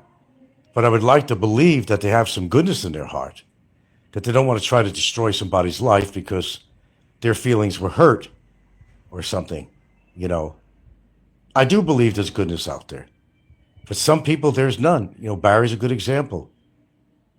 Barry's an excellent example. There is no goodness in his heart at all. There's none. And what he's done to people. And Mick Fisher and Big E, Don C., all these people, Popeye, they all know exactly what Barry did to the 10 years or so that he have actually lived in the Philippines. They're all aware of what he did. They know he's a true piece of garbage. They know this. But because Barry is adverse with me and I'm adverse with Barry, is why they attack me. They don't like Barry anything more than I like Barry. But to save face and to challenge me all the time, they will pretend like they're pro-Barry, but they do nothing about it. They're not pro-Barry. Barry would be out of jail next week. He'll be out of jail next week. If they really gave a shit about Barry, they're claiming they got all this money, and maybe they do. Maybe they don't. Chances are they got more money than I'll ever have. Maybe they do. Take your money. Don't bother me either way. You're not going to hurt my feelings if you release Barry from Bikitan. I'm already satisfied that he put 2 years in detention. I'm very satisfied already. It's been over a week or so he's been in Bikitan. I'm happy. I'm happy. I'm happy that he's going to have to pay me money too on top of it. I'm happy. I'm happy that he's going to be blacklisted for the rest of his life. I am happy. So if you want to bail him out, you're not going to hurt my feelings. I was a victor a long time ago. I don't care either way right now. You really truly believe that Barry is worth helping. If you really, not to slap me in the face, because you're not going to, because you're actually helping me to get Barry out, remember? But if you really feel in your heart that Barry is worth salvaging, that he doesn't deserve to stay in Bickerton for as long as he can, if you really feel that he has redeeming values, that he's worth saving, then go ahead, put your money where your mouth is. Bail his sorry ass out of Bickerton. Go ahead and do it. You're not going to hurt my feelings because I will only benefit from this, and I've already benefited from it. I got that fucker off the streets of Cebu for 2 fucking years, so he couldn't harm anybody else. Give me some credit when it's due, folks. And some of you have. I was quite happy with the status quo of the situation. But if you want to bail him out of Bickerton, don't let me stop you. And I couldn't stop you anyway. The sooner you do that, the more my pocket is lined with more money that I could use toward another case or defense. Bail him out. Please bail him out. Instead of taking the high road and then doing nothing about it. Nothing. Ego loves to see people suffer. There's something evil about him, yeah. Region 6 says feels like 107 degrees in Bickerton. He's suffering, man. Nobody wants to help. They're more interested in his girlfriend, who anatomically has a vagina. I wonder why they're so interested in helping a woman out than a man that's in trouble. Oh, a damsel in distress. I got to show everybody how chivalrous I am and practice chivalry. I'll help her out, but I'm not going to help Barry. Why? You think Barry's in the right? He suffered enough. Help him out. Help the man out. I have no problem. None. You're not going to hurt my feelings if he gets bailed out tomorrow. And you pay that $750,000 in total he's going to owe out. You're not going to make me upset. You're not going to make me mad. He got to go to Bickerton, and that's all that matters. He served 2 years in detention. Okay? There is no victory for Barry, and there never has. And there never will be a victory for Barry because he would never change. He doesn't have the capability of positive change. I mean, there's good in everybody, but I can't see any good in this man whatsoever. If there is something that is real evil, then this man is evil. Evil, not just evil, but evil. To accentuate how strong of evil I'm talking about. Evil. You can't change somebody of that nature. You can't change a scorpion who will sting you, as with the story of the scorpion who wanted to ride on a frog across the river, and he made all those promises. If you get me across that river, I promise not to sting you. Well, the frog gave in, amphibious frog, and allowed that scorpion to hop on his back with the promise from the scorpion that he was not going to sting him if he allowed me to get across that river. But what did the scorpion do? He stung that frog after all. The frog says, I thought you weren't going to sting me. You made a promise. And the scorpion replied, I'm sorry. It's in my nature. Great story. Okay, folks.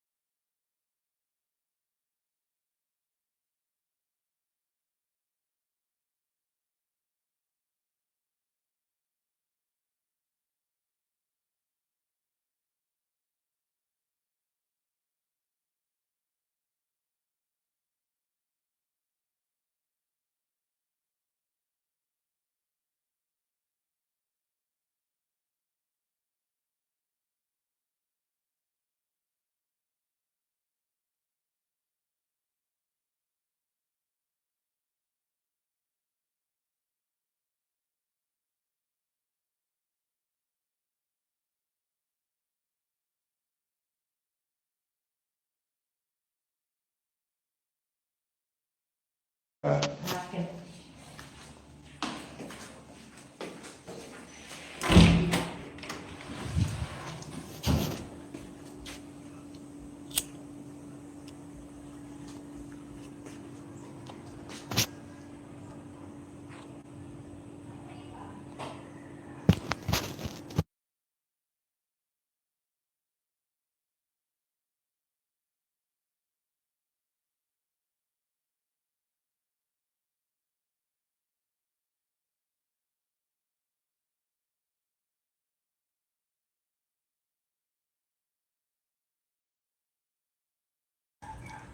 Love in the afternoon.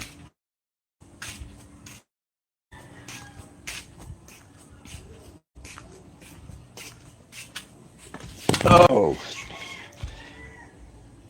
what time is it?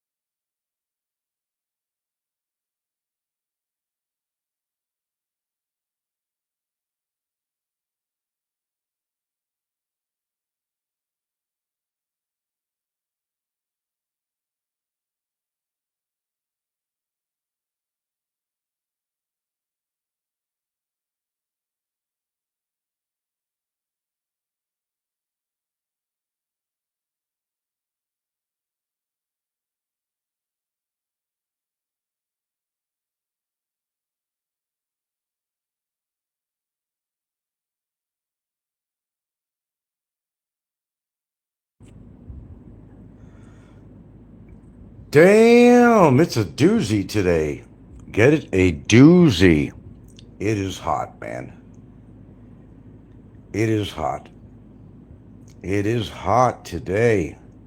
Went back to attend to some laundry. I couldn't stand out there for 2 minutes straight.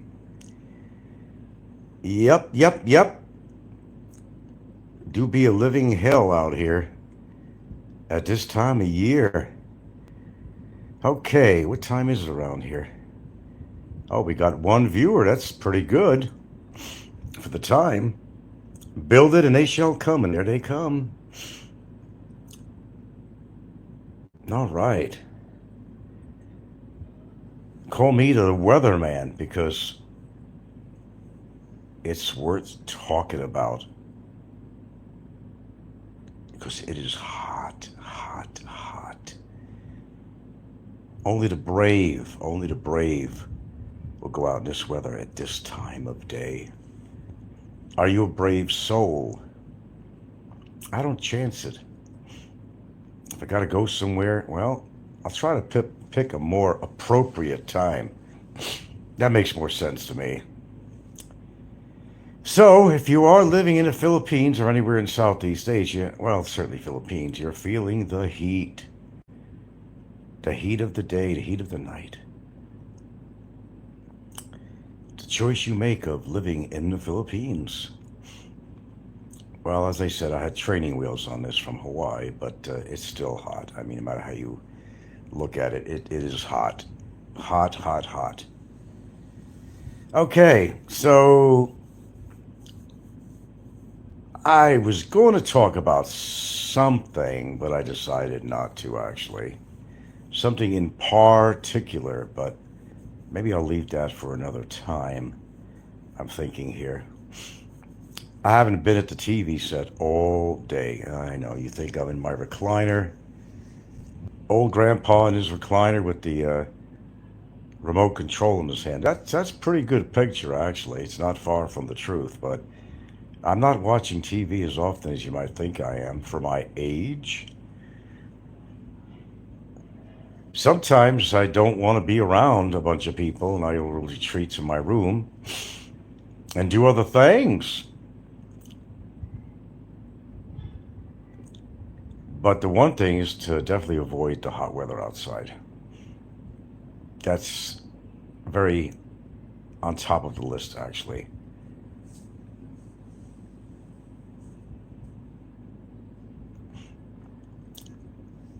I have been reading some of the comments, very interesting comments on the Copycat channel.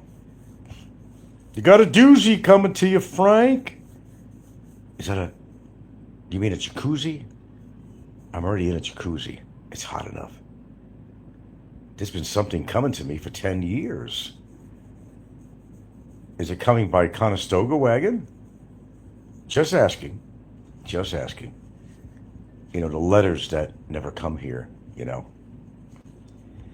Well, I know something you guys don't know, but I'll share it at a different time. In relationship to that. Another time, perhaps.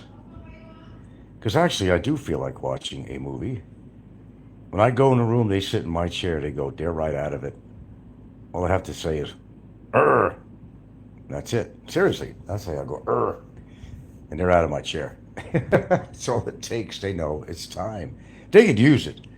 When I come in the room, they know it's time to get off that chair, man. The chair. Never mess with the chair. Ever. Never mess with the chair. I gotta see if there's anything worthwhile watching anyway. Ah, you know, I'm getting burnt out on food. Food. You need it, but man, sometimes I'm on burnout. Well, I really don't know what to eat anymore. And try to figure out what's good for me or what's not, you know. Sometimes I say, screw it. If it's available, I'll eat it, but that's not the usual for me. Get tired of chicken after a while. There's only certain choices of meats you can eat, and most of them I don't. Oh, we got 2 whole people in there. That's pretty good for this time of day. By the way, Dawn, reality is Reality. Go check his spelling, Dawn, on one of your comments on the, what was it, the Copycat channel? One of the channels. Reality. And Dawn talks about my spelling. He talks about everything. What I would worry about, Dawn, is that yellow teeth of yours. You got some choppers there, son. Son, actually, could be my grandfather. Quite yellow. I got the picture. I'll post it another day. I was trying to figure how I'd get it on here. You know, being so technically challenged. But maybe we should have a fund for Dawn. Toothpaste fund for Dawn. Toothpaste fund for Dawn. Apparently, with all his money, for some reason, he can't afford toothpaste. I take it that Dawn is a smoker, or pipe smoker, or something, or a cigar smoker.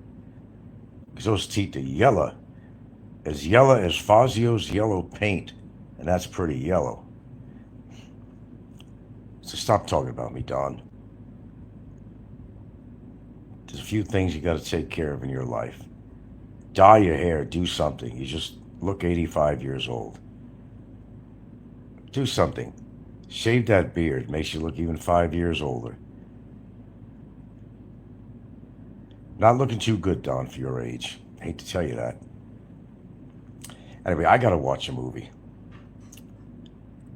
I don't think I'm on at the right time of day to have an audience, so I don't want to listen to myself talk. 4 people in here, which is all you need, but still, nah. I gotta get my audience attention. We'll be back at another time, folks. I gotta find myself a movie and sit in my other air-conditioned room, if you don't mind. Thank you very much.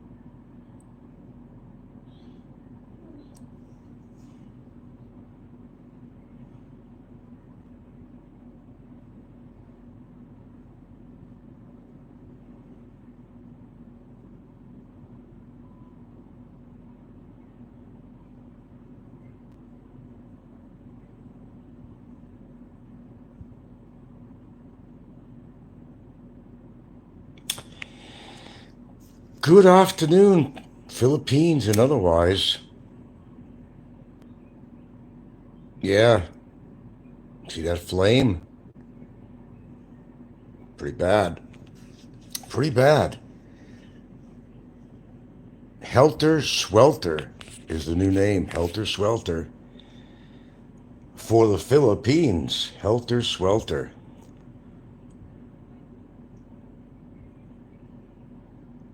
The lighter bit good. Yeah.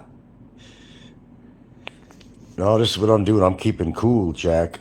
I'm keeping cool. Air conditioner and fan. I'm not playing around here. Oh, we've been doing a lot of fucking clothes. Today was hotter than shit back there, but I gotta check my well water now and then because we sure go through a lot of clothing and towels and everything every day. You know, the uh, the amount of water, as anything, is limited, and that's why I gotta watch the water supply,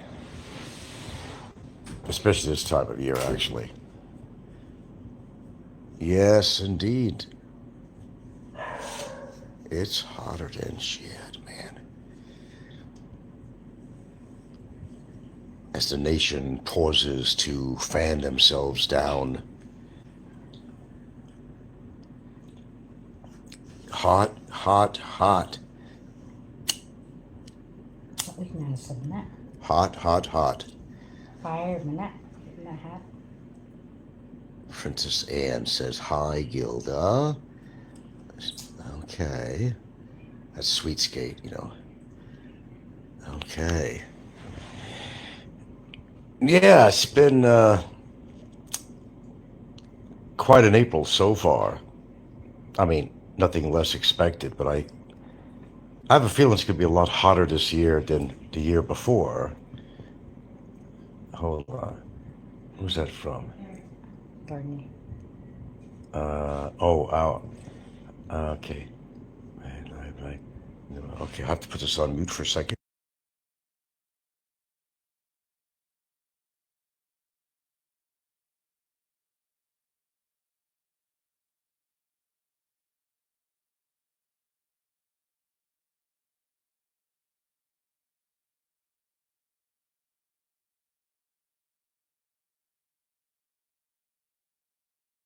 Okay, had to tend to something personal there. Thank you very much for holding. Oh, and in all honesty, and bullshit aside, yeah, it's pretty damn hot out here.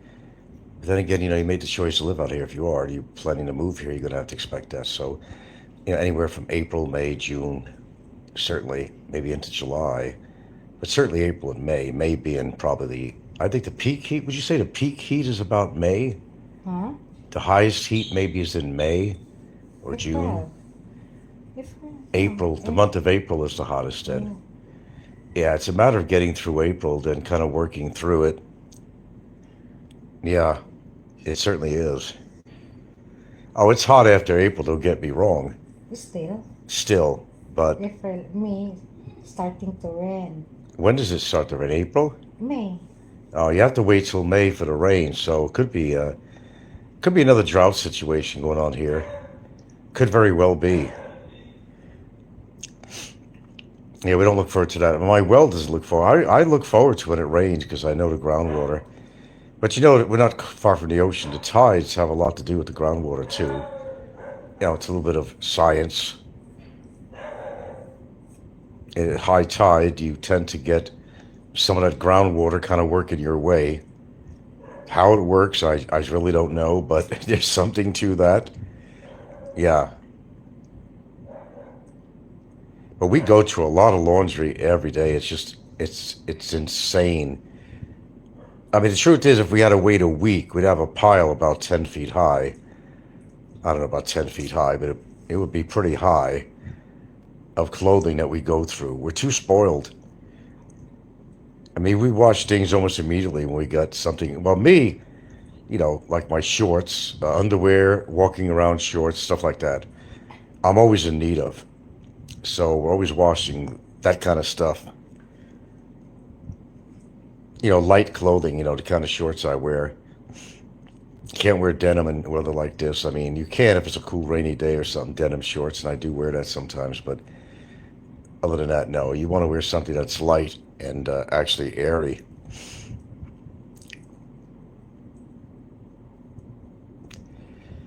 But, you know, if it means staying home a lot in this kind of weather, I just don't mind. I weigh the odds of different things, and I'd rather not spend too much time out there when the heat index or the sun, the strength is really at its peak, its radiation and all that. I mean, it's just common sense anyway. You do what you want to do, but it doesn't take long for the sun to do its damage. And I'm light skinned too. How you worry about that? I had skin cancer around my face area, my nose or something, a couple of times. Took care of that, but anytime. In fact, I got to get checked again. I have one thing I have to remind myself of doing. I think it's really important to do, especially if you're a recessive trait, blue eyes, you're light skinned, da da da da. You got to be careful. That's why I try to wear sunblock lotion every day. Sometimes I forget, but even wear it around the house. Light does get in, and you are in and out of the house, whether it's in the yard or whatever. SPF about 50 is what I use. 2.5 is live. What's 2.5? That's Mark. Hello, Mark. 2.5 is live. What's 2.5? What's 2.5? Hello, Marco Polo. What's up? Oh, 0.2. Oh, get it. 0.25. Okay. I think I know what you mean. You really do listen a lot. Who do you think that Chubba Wubba is? I have my own ideas of who he is. Chubba Wubba. Curious what your opinion is on that. I have an idea, but I might be right. Always has something to say, I'm telling you. Something big is coming, and it's all I'm hearing. And I've been hearing that for 10 years. Something big is coming your way. Something big. Does it have 2 legs and 2 arms and a big belly and a big mouth? I don't know. Oh, I know. Multiple accounts on there. I still think Warren has something to do with that. I might be wrong, but Warren carries a grudge real heavy and for many years. And if it was Warren, I don't even know how that guy is still alive today. He was grossly obese, his legs, everything. I mean, diabetes, the whole bit. The style is very similar to DQ. Isn't that strange? Yes.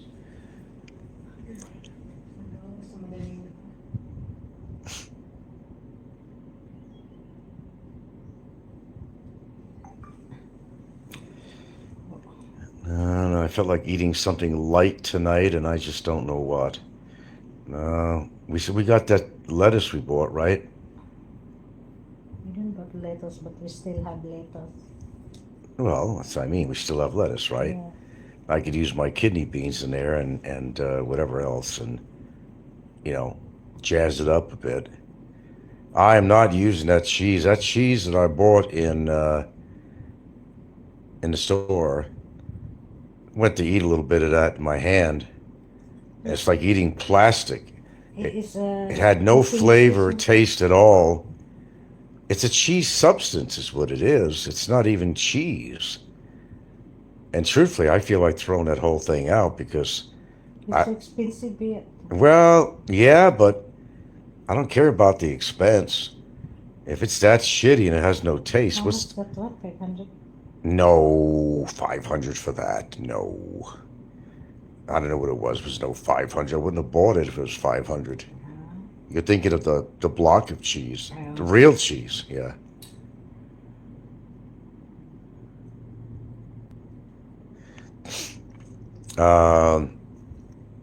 I should have even bought that. No, I tried taste. It's like dry. It looks like pieces of yellow, like shredded yellow plastic. I want to try that one for cooking. No, no, no, no. Don't try it when you're cooking. Try it in your mouth. I don't want to try it. Just take a little finger's worth of that stuff and try it and tell me that that tastes like anything like cheese. I have my limits for Where's the paper? The one the package. package. I don't know. Probably threw it away. I put it in that Tupperware stuff, or whatever you want to call it. Horrible stuff. Even the name of that stuff. What was it? Whiz Boy or something, or some kind of quirky name. I have no idea. In the heat of the night. Oy. What's up with Discord, guys? What's up with Discord? What's the word, Bird? What's the word on Discord? There's always something going on Discord, isn't there? That is the place to be, apparently. Discord. Good name, too. Discord. Understand the meaning of discord.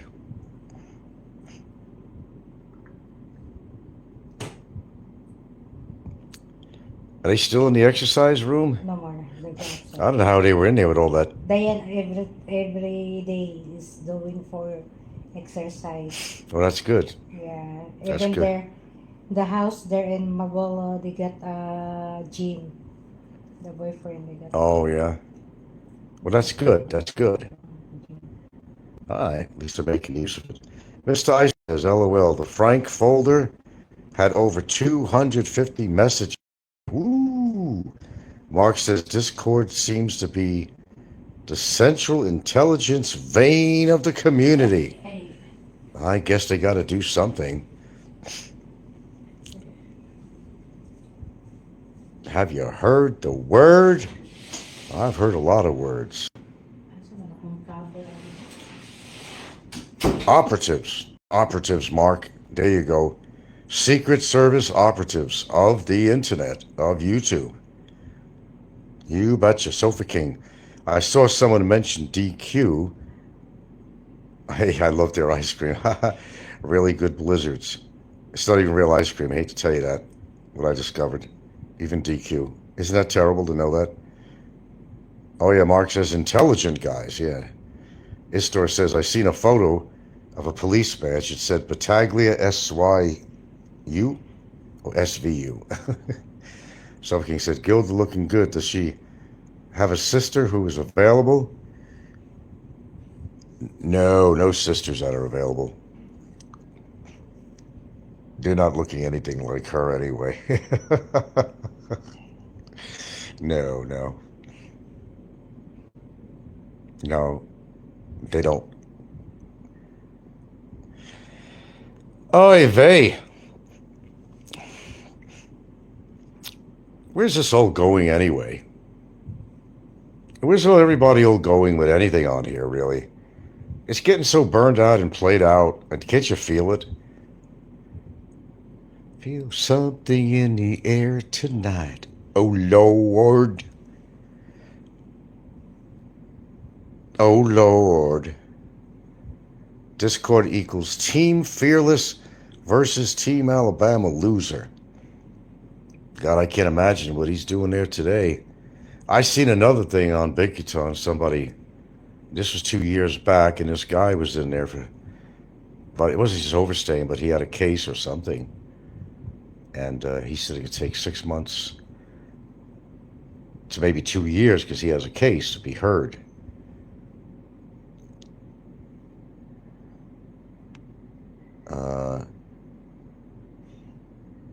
Team Jordan needs to let it go and accept defeat. Nah, they're not going to accept defeat. They've been fed so much crow, man, that they just don't have the appetite anymore, Team Vagrant is the bummer supporters on Discord. Team Vagrant, huh? Anybody actually really support him? I mean, like really, really, really, really support him?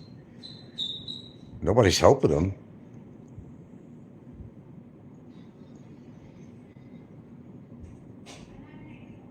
perfect name for them losers. Team Vagrant. There goes the siren. There goes the siren. It must be 5 p.m.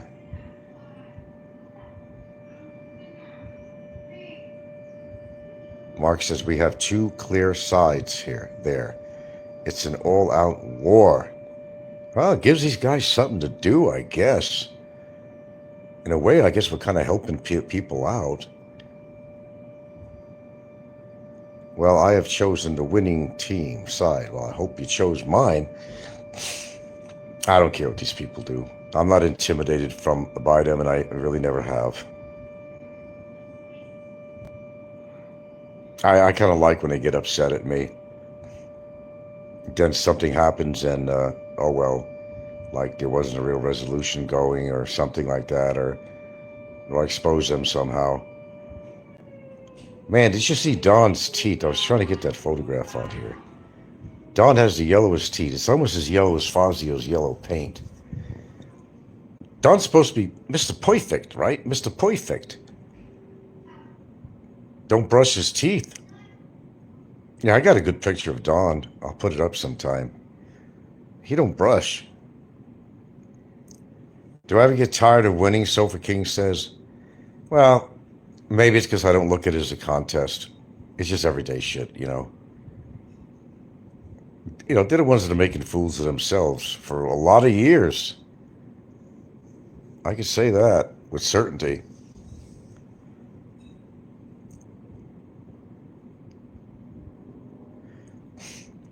With a lot of certainty. I don't know. Time's winding down, guys. You know when you feel it, you just feel it. You know. Again, you bring up that thought in your head. What's the purpose of being on here? Uh-oh. What do you got? What do you got? Oh, she got a salad for me to eat it in the bedroom here. Yeah. Okay. What do we got in there? Because we bought What do we got? Lettuce, kidney beans. What else in there? Lettuce and kidney beans and some garbanzos. Oh, that's cool. And I think blue cheese dressing. Oh, not bad. Oh, she went in the other room.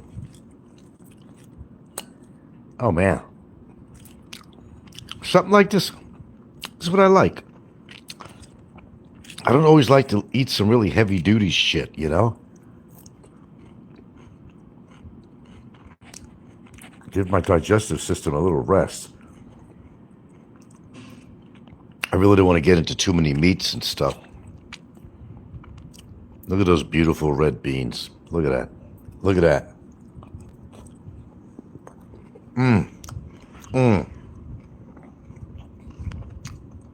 Well, it is.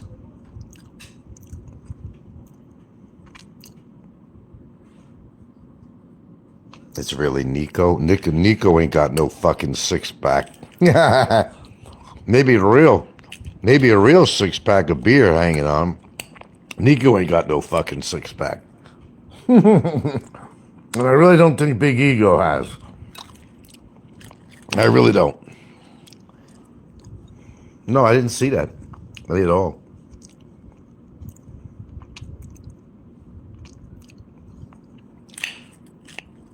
Well, it's just not a good place to be, man. That's all I can tell you, you know.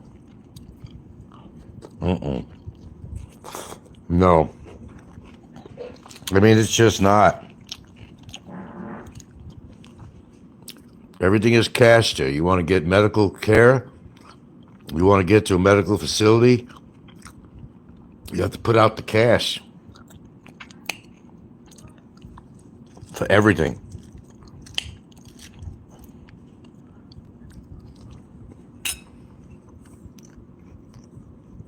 What if they serve blue cheese with the cockroaches?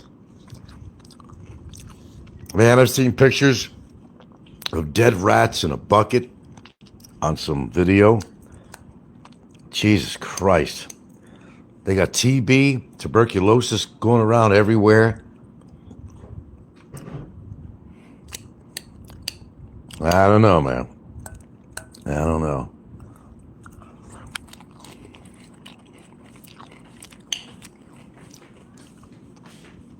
It's just not a good place, period. Diane, malit is that? Must be scorching in Bickerton. Hi, mamalit is I that? would imagine so. A lot of people try to go out in a courtyard. We go out with kids to buy fish. You gonna buy some fish? Oh, okay. All right.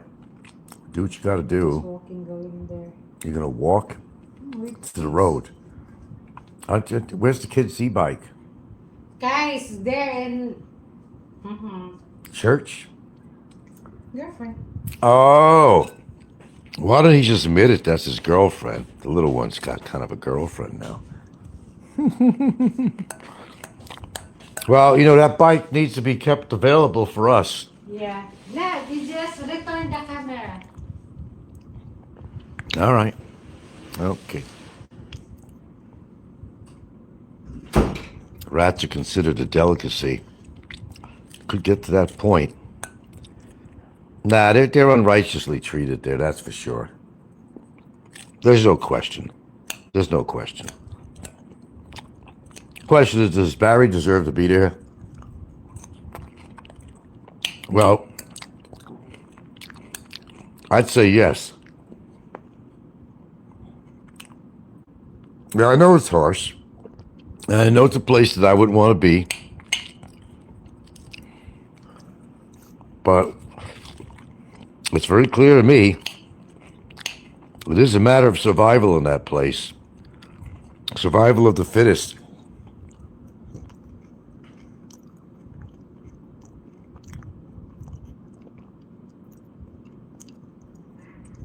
Yeah, rat day in Bickerton, everyone gets excited.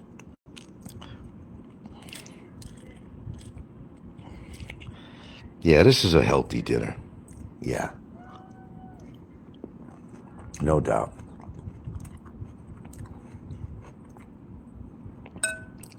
And if you think kidney beans are inexpensive, think again. We're talking over at least $2.25 or more, $2.50 a can of this shit. Yeah. I'm not kidding. Fucking beans, man. Who would think? And the reason I don't buy the dry beans is that you have to boil the shit out of it. Because there is some toxic chemistry in there naturally in the beans. It's got to be kind of boiled out, if you didn't know that. Certain beans are like that.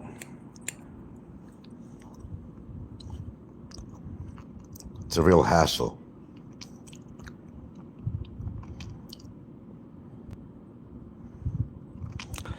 Well, you know, as far as I know, the high roaders are not helping Barry at all. I mean, I wouldn't know, but I don't think they are.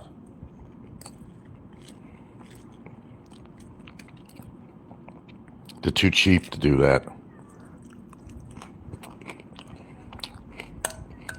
As I said, either way, I don't care either way. Hypothetical question. If the community had a get-together, meet and greet, would you go? No, that would be too dangerous for them. I might go postal on them. Unleash my fury.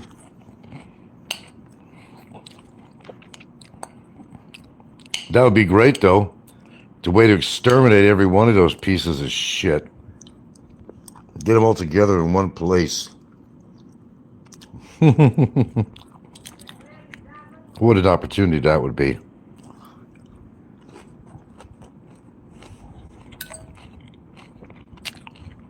You never know, I might go postal. One never knows. One never knows.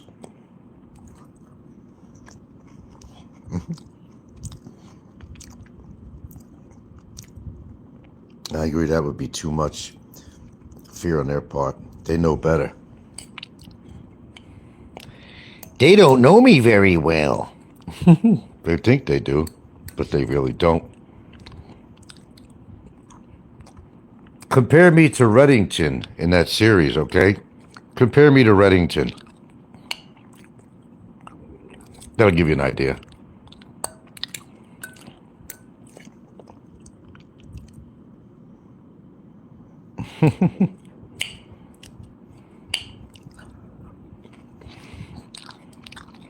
Well, Ricky didn't do nothing with me because I was healthier than Fazio. He took advantage of Fazio. That's what he did.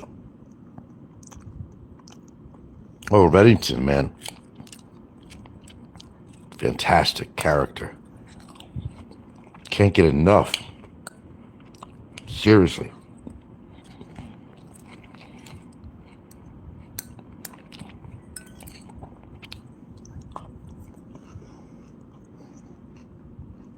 I wish there was a little bit more to the series. I don't know of any more.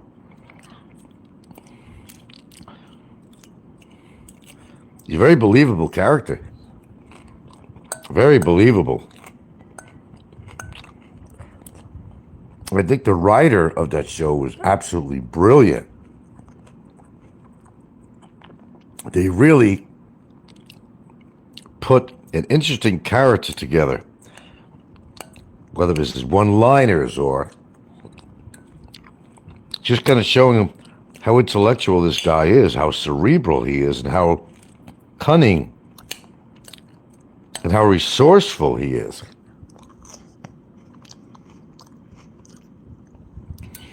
There are people like that on this planet. Believe me, there are. There certainly are. I'll put my hand there. You have to watch me eat the rest of this, really.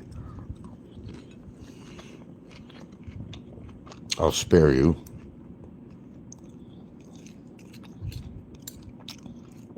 You just really don't know what somebody is capable of doing, really.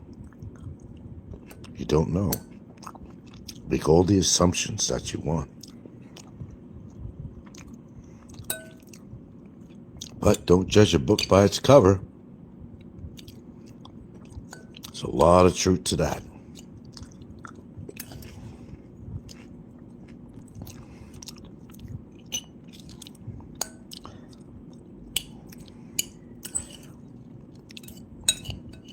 One thing is over, then you got to work on the next, you know.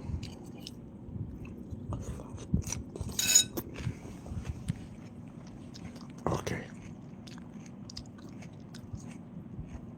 I don't know, the blue cheese dressing it's quite tart, you know. So the idea is, if you want to use this blue cheese dressing, you don't want to overwhelm your salad with it. Then it kind of becomes overwhelming, and I gotta sneeze.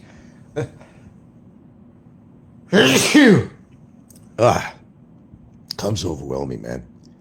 The sound of eating is very soothing to me. I don't know, people don't like it. I gotta eat on camera. Who wants to hear you chewing on camera? Well, everybody chews. Even a cow chews all day long. Chewing. They used to call me Chewy when I was a kid. They called me Chewy. Hey, what's up, Chewy?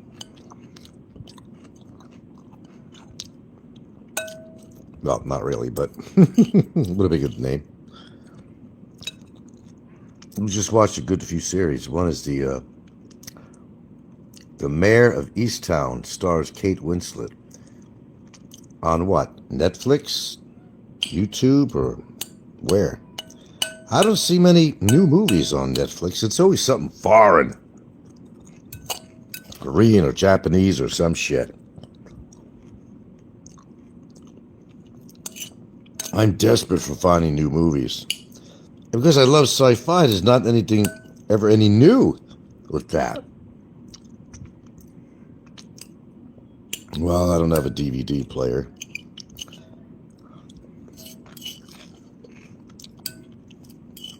It's not worth the money To watch a DVD, you watch it once, try. I mean, it's gone. Look what you spent on it. I don't know.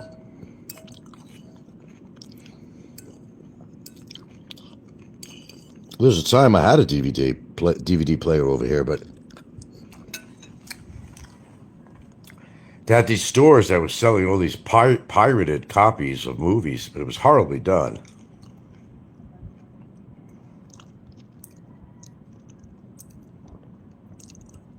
Well, it better be free shipping. You probably pay enough for the DVD.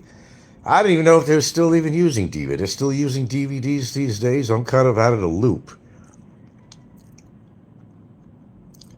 I think I'm way out of the loop.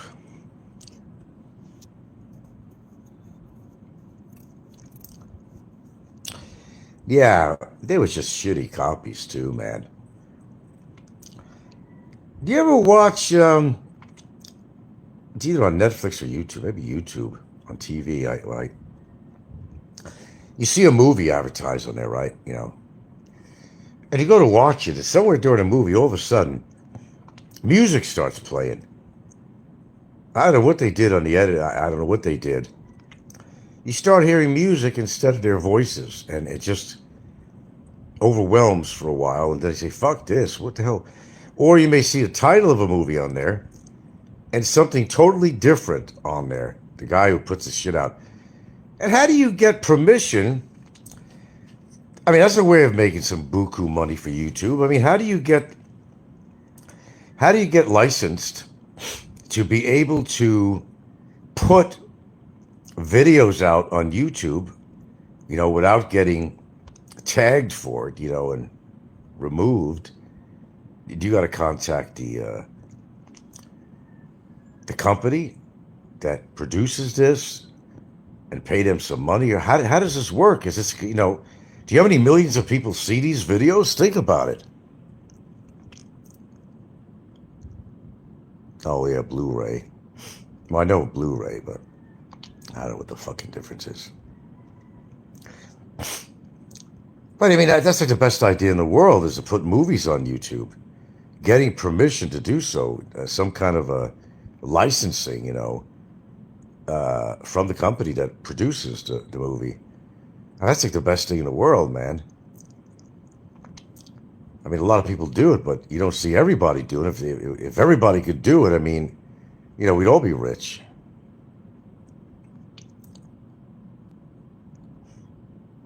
Because that's all I see. And I'm thinking, man, they get like millions of views on there. Never mind doing a fucking talk show like this crap. Go get some permission. Get licensed to put movies on YouTube or something, man. I mean, that's the way to do it. This shit that we're doing here, it's all poppycock shit. You know that. It's all poppycock shit. People sweating their asses off to put some low-grade fucking live streams on and all this shit, talking about the same fucking crap. I get bored of myself, too. If I get bored of myself and the shows I'm doing, it's all over, man. Well, it should be over. I tell the very people, I mean, how much did you talk about something? Look what we went through. How many times we talked about Barry's situation and, you know, the trolls and shit. I mean, how long could you do this shit? Really? It just gets so overwhelmingly boring that, I mean, what the fuck? Seriously.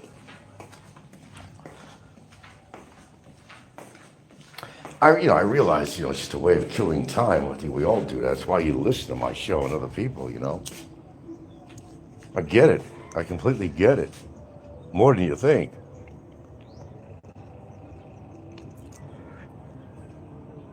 The most popular and up-to-date way to watch TV is a Fire Stick. I don't understand any of that. You know, quite frankly, when I get around to turning the TV on, when the kids are using it for something, but I have a difficult time. I'll go to Netflix and I look under new releases and stuff. What might be a new release to them is something that could have been on 20 years ago. but it's maybe new on putting it on Netflix. And it's always something that I've seen before, or is Chinese, or animation, or Filipino, or something. But I never see anything good. And all the good movies, some really good Clint Eastwood movies, Charles Bronson, you don't find it on there. It's like the Gold Coast. It's the Gold Coast. To find some really good classic movies of this shit, chances are you have to pay for that sucker. Oh, that you mean. Okay, plugs into your TV and it's like Netflix but on steroids. Okay. All right, now I know what you mean. I've heard, yeah. We're not that technically upgraded here. The basics, baby. That's about it. But TV is becoming extraordinarily boring, I must say, with all honesty. Sometimes I find, because I really love sci-fi, it's my favorite. I really love disaster movies. I just really love disaster movies. Something happening with the Earth or the planets or something, whether it's earthquakes and this and that. But I've seen every one of them. How many times? How many times can you watch this shit? Sometimes you're forced to watch it because there's really nothing else on. And tin and aluminum foil, there you go. God, I remember those days. For real. I remember my father with the rabbit ear antenna on the TV, and he put aluminum foil on there to try to get a better signal. I don't know if that ever really worked. He even did some crazy shit too. They used to sell this sheet of plastic film, and it had like green at the bottom, blue on the top, and another color in the middle. It was kind of a cheap representation of color TV when you couldn't afford one. I'm not shitting. Green because maybe grass on the bottom, blue for the sky. As ridiculous as it sounds, yeah, they had that. They most certainly did, and we've had it. Oh yeah, it was in the app. We had like in New York, it was Channel 2. As it advanced, this is what we had. We had Channel 2, we had Channel 4, we had Channel 5, Channel 7, we had Channel 9, we had Channel 13, which is usually a public broadcast channel, PBS. That's what we had. It wasn't very complicated. And we also had the famous TV guide, which was wonderful to tell you which show was going to be on and when. Life was so less complicated. Yeah. You had a couple of major news channels, NBC, and what was it, ABC? The Peacock, remember the Peacock? It's great.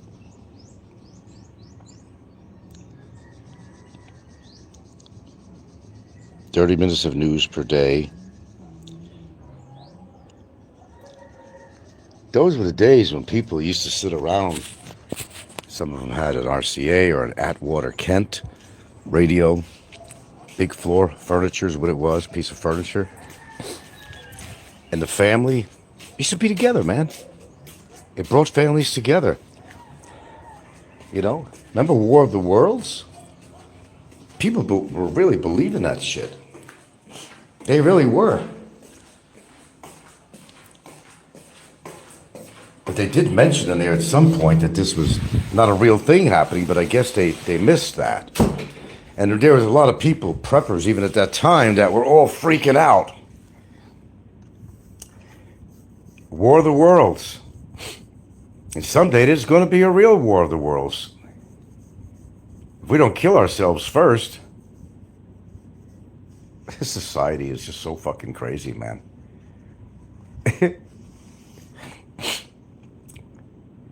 All anybody really cares about is, getting up to their job if they're working and punching in the time clock and, getting laid, partying and boozing it up, drugging it up. Boy, that fentanyl, man. That's one of the worst drugs that's ever come into the United States, anywhere. Fentanyl. They got something else out there now, I guess, too. But that fentanyl shit, I've had a small dose of that when I went, I had a kidney stone thing. They gave me some of that. Fentanyl, that has got to be one of the worst drugs on the planet. By far. And everybody is just, I was watching an old, what do you call that show in the Bering Sea? Deadliest Catch. And he had this one chick that worked in a bar on the land, and she decided to be a deckhand, part of the crew. But she was getting sick from the minute she entered the boat, started going. Turned out she was trying to, clean herself up a little bit from the fentanyl, but it just didn't work. And she was sick as shit, throwing up. They had to bring her to the nearest port and say bye-bye. Fentanyl, that is, that's some mean shit. If you need it for pain, okay, as directed by a doctor or whatever. The bad thing about the Philippines here, man, oh man, you got to get pretty creative. You know what the doctors give you generally? Tramadol. Tramadol don't work for shit. I know it didn't help my fucking kidney stone thing that was going on at the time or afterwards. Fuck that. Tramadol. It's a form of opiate. It's some derivative of some sort, but it's not really powerful. Tramadol. You dying of cancer. You know who's not doing really well, really, I gotta say, is Rickshaw returns to America. Rickshaw from Philippines. He's not doing really well. I don't know. He decided to get, stem cell treatment and all that. It's fucking him all up. His kidneys half the time are shutting down. He's having heart problems. He's going back and forth to the hospital, stays and comes out, feels good. Then now his blood cell count is extraordinarily high. And he's having all kinds of problems. You got to feel for that guy. I never particularly liked him. And what he actually did was, you remember if you watched his show, he was having trouble with the old lady, in the Philippines. So, he left. He left the kids there too. Wind up getting him over there. And he didn't like her at all, it seemed. But then when he started developing these medical problems, all of a sudden they're a happy couple again. He got her out there. She's all fixed up in America, card and everything. I don't know. Got the kids there. She's there. And all of a sudden they got a wonderful relationship. Well, unfortunately for that situation, it was a relationship of convenience for him because he needed a caretaker. And that's what happened. That's exactly what happened. Because he wasn't happy with her at all. But you got to feel a little bit for Rickshaw. Because he has, let me see, was it Mayo? What kind of cancer? Mayo having to do with the, let me see, what was the name of it? Well, anyway, he has a form of cancer. So he's been getting he's been through chemotherapy numerous times. He's been through the stem cell therapy, which seems like a horrible thing. The kidneys are going to go on him any time, it seems. He's having a lot of problems. His kidneys shutting down. He's going to wind up having to get dialysis at some point. But he's got the support of his family, which is good. It's what you need in times like that. So I don't know what the future is for him. But for what he has, there's usually maybe a tops of 5-year survival rate on such. Yeah. That really sucks. I believe that there's cures for certain cancers. I'm not saying all cancers, but I truly believe there are cures for cancer, but only heads of state and important people would ever get that kind of treatment, I think. They don't want to save the world. You got to understand that they don't want to save the world. They want to get rid of people. But there's only certain people that they want to keep around for security purposes or whatever, political security, science, whatever it might be. That's my belief. And I'm going to stay with those words. That's my belief. We're not important enough. I guess they still have that Cheyenne Mountain, call it a retreat. But they got other installations around the country. It's not just that Cheyenne Mountain. But only important people are going to get that letter in the mail. They want the best of the best to continue the world, to society, you know. Scientists, engineers, doctors, surgeons, people of importance. People like you and me, they don't give a fuck about. You wonder if Ted Williams' body is... Ted Williams. Clue me in, I forgot Ted Williams. Why do I know that name? Ted Williams. Clue me in again on Ted Williams.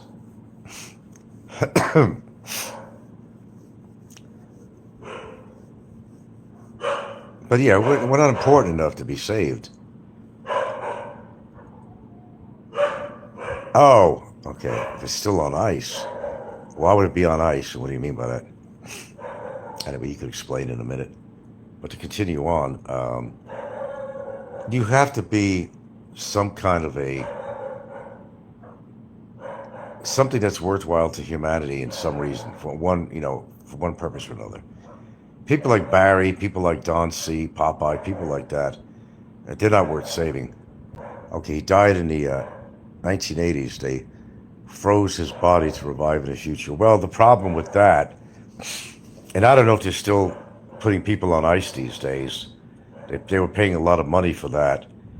But to my knowledge, that the process has not evolved into a better science, because it's damaging all the cell tissues in the body or something, that you're not going to be able to be revived from that. Yeah, I remember when that was all popular. I guess they still have these operations going. It's not cheap. It's not cheap.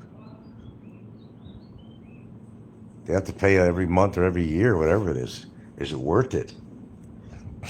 And do you really want to come back into this world, especially in the direction where this world is heading? Ask yourself that question. Do you really want to come back into the modern world with all the problems that are going on? Yeah, cryogenics. Yeah, that's exactly what that is. It's cryogenics. They just haven't advanced in that science yet. They still don't feel that they could bring somebody back to life again, but they can mess with your cells. I mean, they got dinosaurs and shit now that really good preservation, where they were able to extract DNA from dinosaur fossils. And I would not be surprised if there's a few little dinosaurs running around in secret facilities. That would be a huge mistake. We don't want dinosaurs back. Why would we want? They ruled the earth. And those suckers have been on Earth. Do you know how many millions more years than man has ever been on the Earth as we know as mankind? They ruled the Earth. That's what was on the Earth. What we today call dinosaurs. Man was never around during that period. Jurassic and so forth. I mean, man was not around.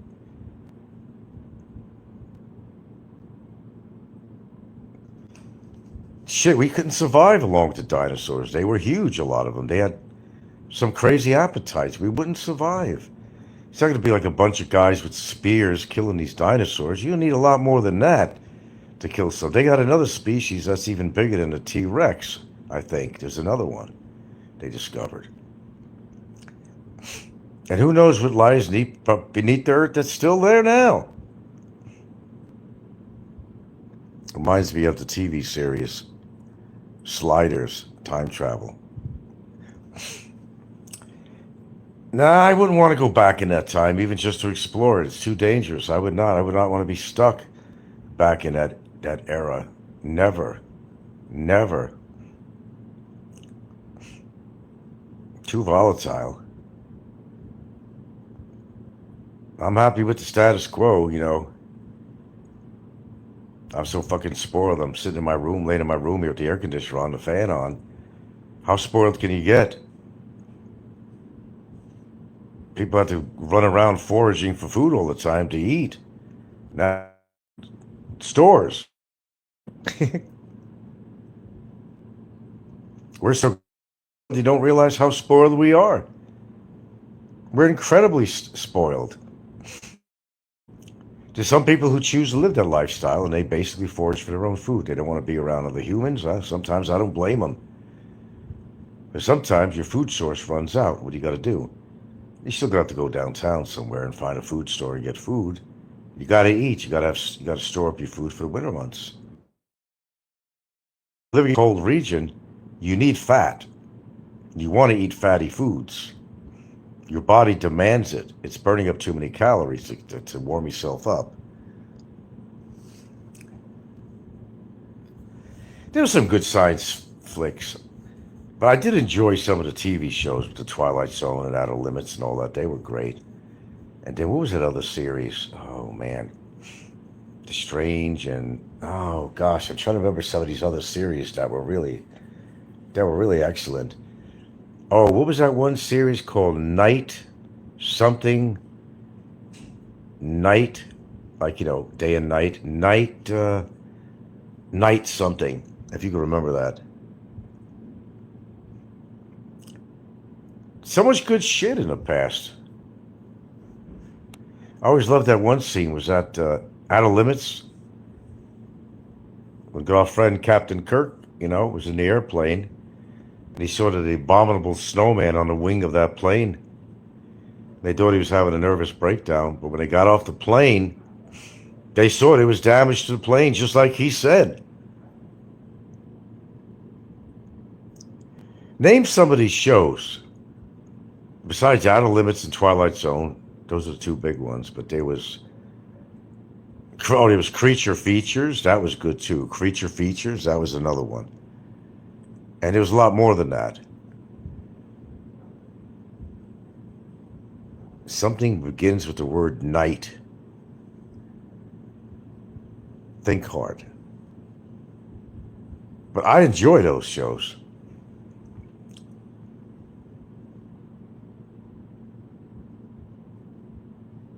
In fact, it's always been a great topic of mine on here, and I've always had a lot of viewers when I was talking about sharing all these old shows on TV, no matter what they were, because people who grew up with that stuff, they remember that, and they used to really enjoy them.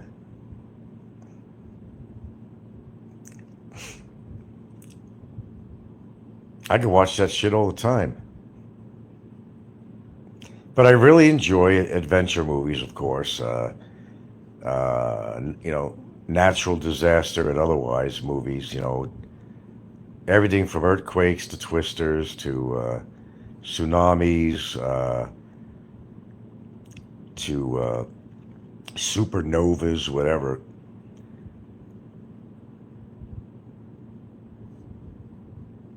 You name it. If it was made well, I really enjoyed it. Meteors.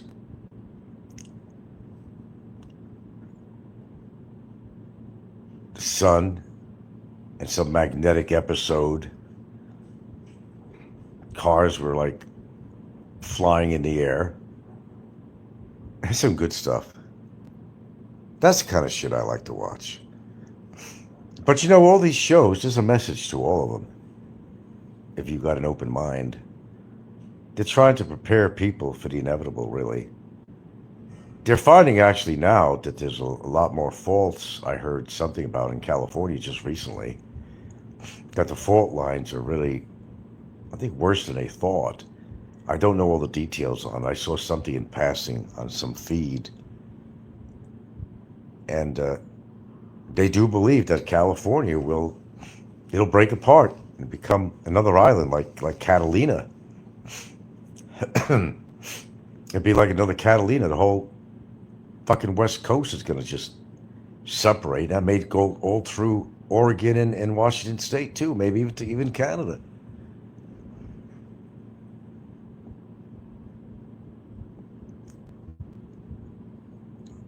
I've never been in a really bad earthquake. I've felt some earthquakes, but I've never been in a real bad one.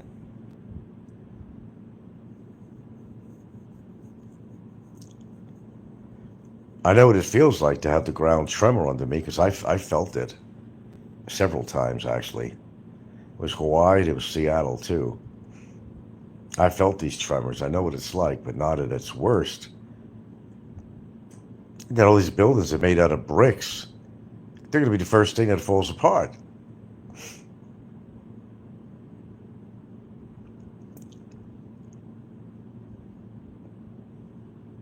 I don't know if they're still looking for bodies over in that earthquake they had in Thailand, Bangkok, and otherwise. I don't know what the death toll was for that. An update on that. They just don't build. Chinese build these structures and they cut cost to make a better profit. Unfortunately, at the life of people who would be involved in an earthquake in a building like that, they used cheap rebar and stuff, wasn't thick enough. I mean, they cut corners. Which a lot of people do to make a profit. Whether it's food, I talk about a lot of things, the oil they use here for a long period of time, so they don't have to spend on oil. Using substitute foods of cheeses and different stuff on there to make you think you're really eating real cheese. And everybody wants to cut corners somehow to make, they're not happy with their profit margin.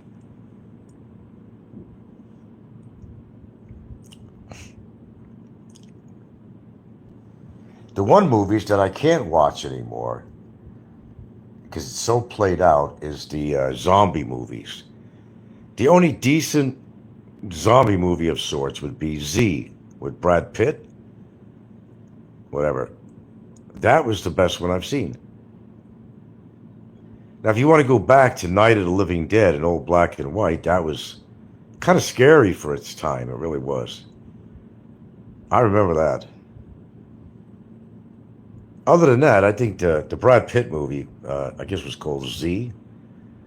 That was pretty good. But then when the zombie movies became popular, everybody and their grandmother were trying to get in on the profit on that. They all started making their own version of these zombie movies, transcending the Night of the Living Dead. Then you had that big series that was on. Everybody was watching. It's so out of my mind, I don't even remember the name of it anymore. I did watch the series, but when I'm looking back at it, it doesn't seem very important anymore to me. I watched it for a while, like many people did, but after that, it just all fell apart. And zombie movies it wasn't getting anybody's attention anymore. Can't blame them. Now we have living, walking zombies in the world. They're all on fentanyl. America is like the biggest drug nation of the world. United States of America. The biggest. The worst. People take drugs for just about everything, just to cope on their job, to get through the fucking day. They're going to sneak off in the restroom and pop some pills or some shit, You never know what your employers are on. It's a drug society, United States. But we're all we're all druggies, no matter what it is.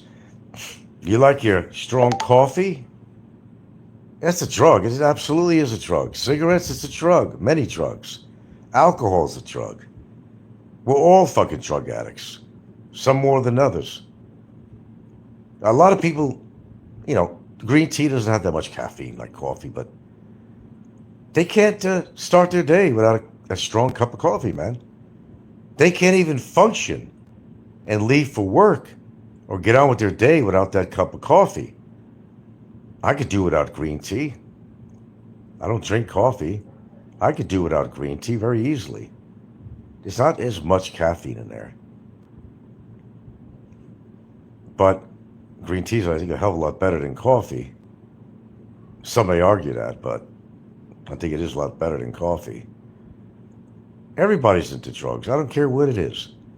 You got AFib or something, you got a problem with your heart rhythm, you have diabetes, whatever you have, you're taking meds for it, right?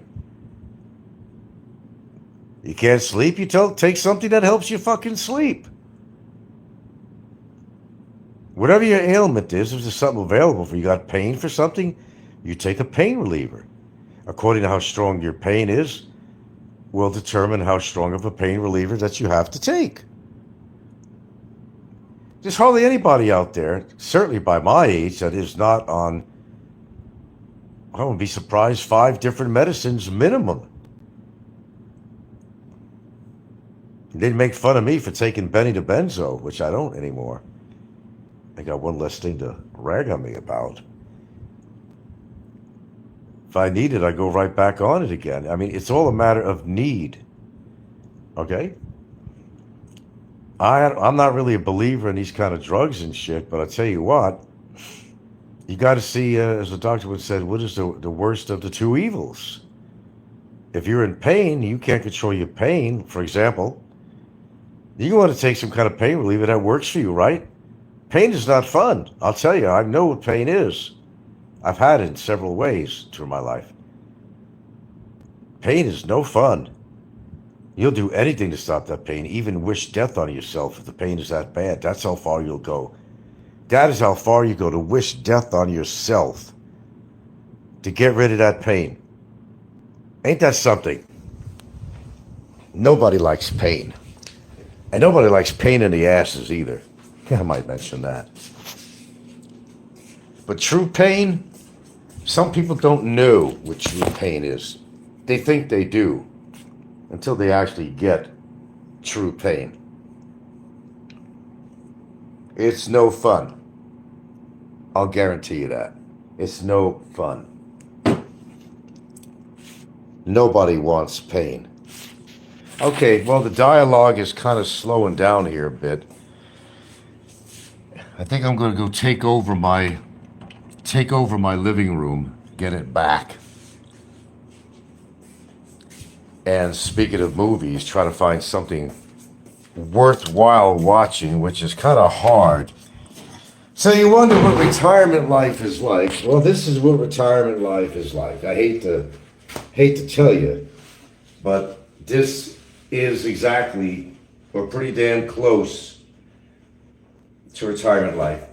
Unless you have lived a very, very active life, and you're still extremely active, and you're fortunate enough to be athletic and so forth and so on, then you're a lucky person. But if you're not, you're just going with the flow, man. You're just trying to keep it all together and hope that you keep it together for a long time. That's just a fact, son. Just keeping it together, making it from one day to another, man. That's all you can do. We're all gonna fucking croak. I just hope it's all worthwhile, that there is something beyond life as a human. That there's gotta be something out there. Let's not get religious now. Let's not get that far. But I think there has to be something better. Maybe our challenge is our life, physical life on this planet. But unfortunately, nobody's ever died and actually came back to tell the real story. It's always, I saw this white light and it was very inviting. Well, scientists said it's this chemical thing that happens in your brain and stuff. But we still don't even know that either, you know. We don't know that. Who am I to say? I'm no scientist. I just play one on YouTube, and a doctor, and a nutritionist, and an advisor, and a psychiatrist. I got so many roles to play, I just can't keep up with them all. If I had the answer to everything, maybe I'd tell you. I just give you my opinion. And you can take it or not. That's up to you.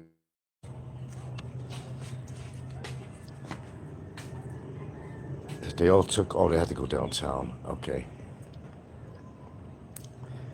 Okay, I got to get out of here, man. Speaking of the devil, I got to watch something on TV. I want to relax a little bit. I haven't watched anything on TV all day, so people think I'm just actually laying around all the time. Well, that's so far from the truth. I'm always doing something around here. The yard, I'm helping to wash clothes. I do something to help out. I don't put it all, the responsibility, on my mates. I don't do that. She's not my slave. She's not my indentured servant. All these dogs. What are these white dogs out here? Where the hell they all come from? I'm gonna take a look. Come along for the ride.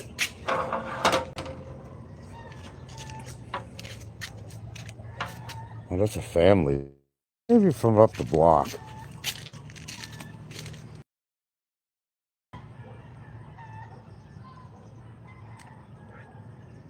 Yeah, it's Mama Dog, I think.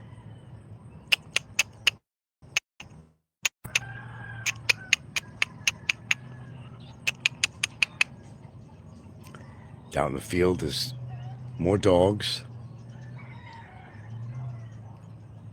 I wish I had a bone or something for you. They might have had one earlier, a beef bone, but...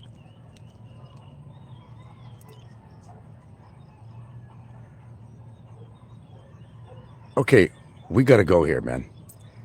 Nice having you aboard my machine. Hey guys, live your life, man, because it's all you have to live. And don't live it for somebody else. You know, move on. Get your life. I mean, it's so freaking limited.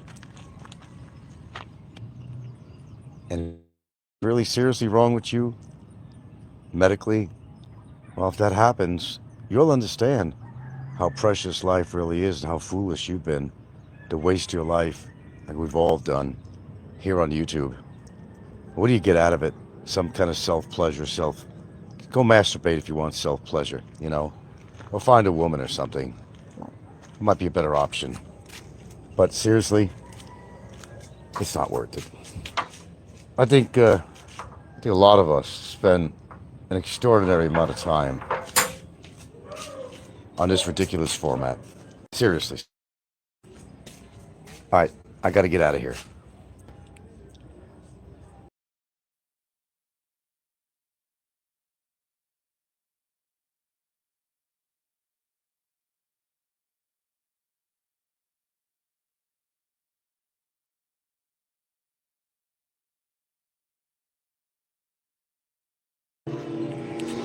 Well, it seems we might know who Chubba Wubba is. Now, Chubba Wubba supposedly was under a familiar name called Chubby Cox, C-O-X.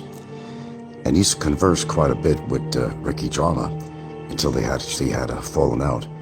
He's from Laughlin, Nevada, I believe is a place. He's in his 50s, and he never goes on camera. Now, he's very active, as you know him to be.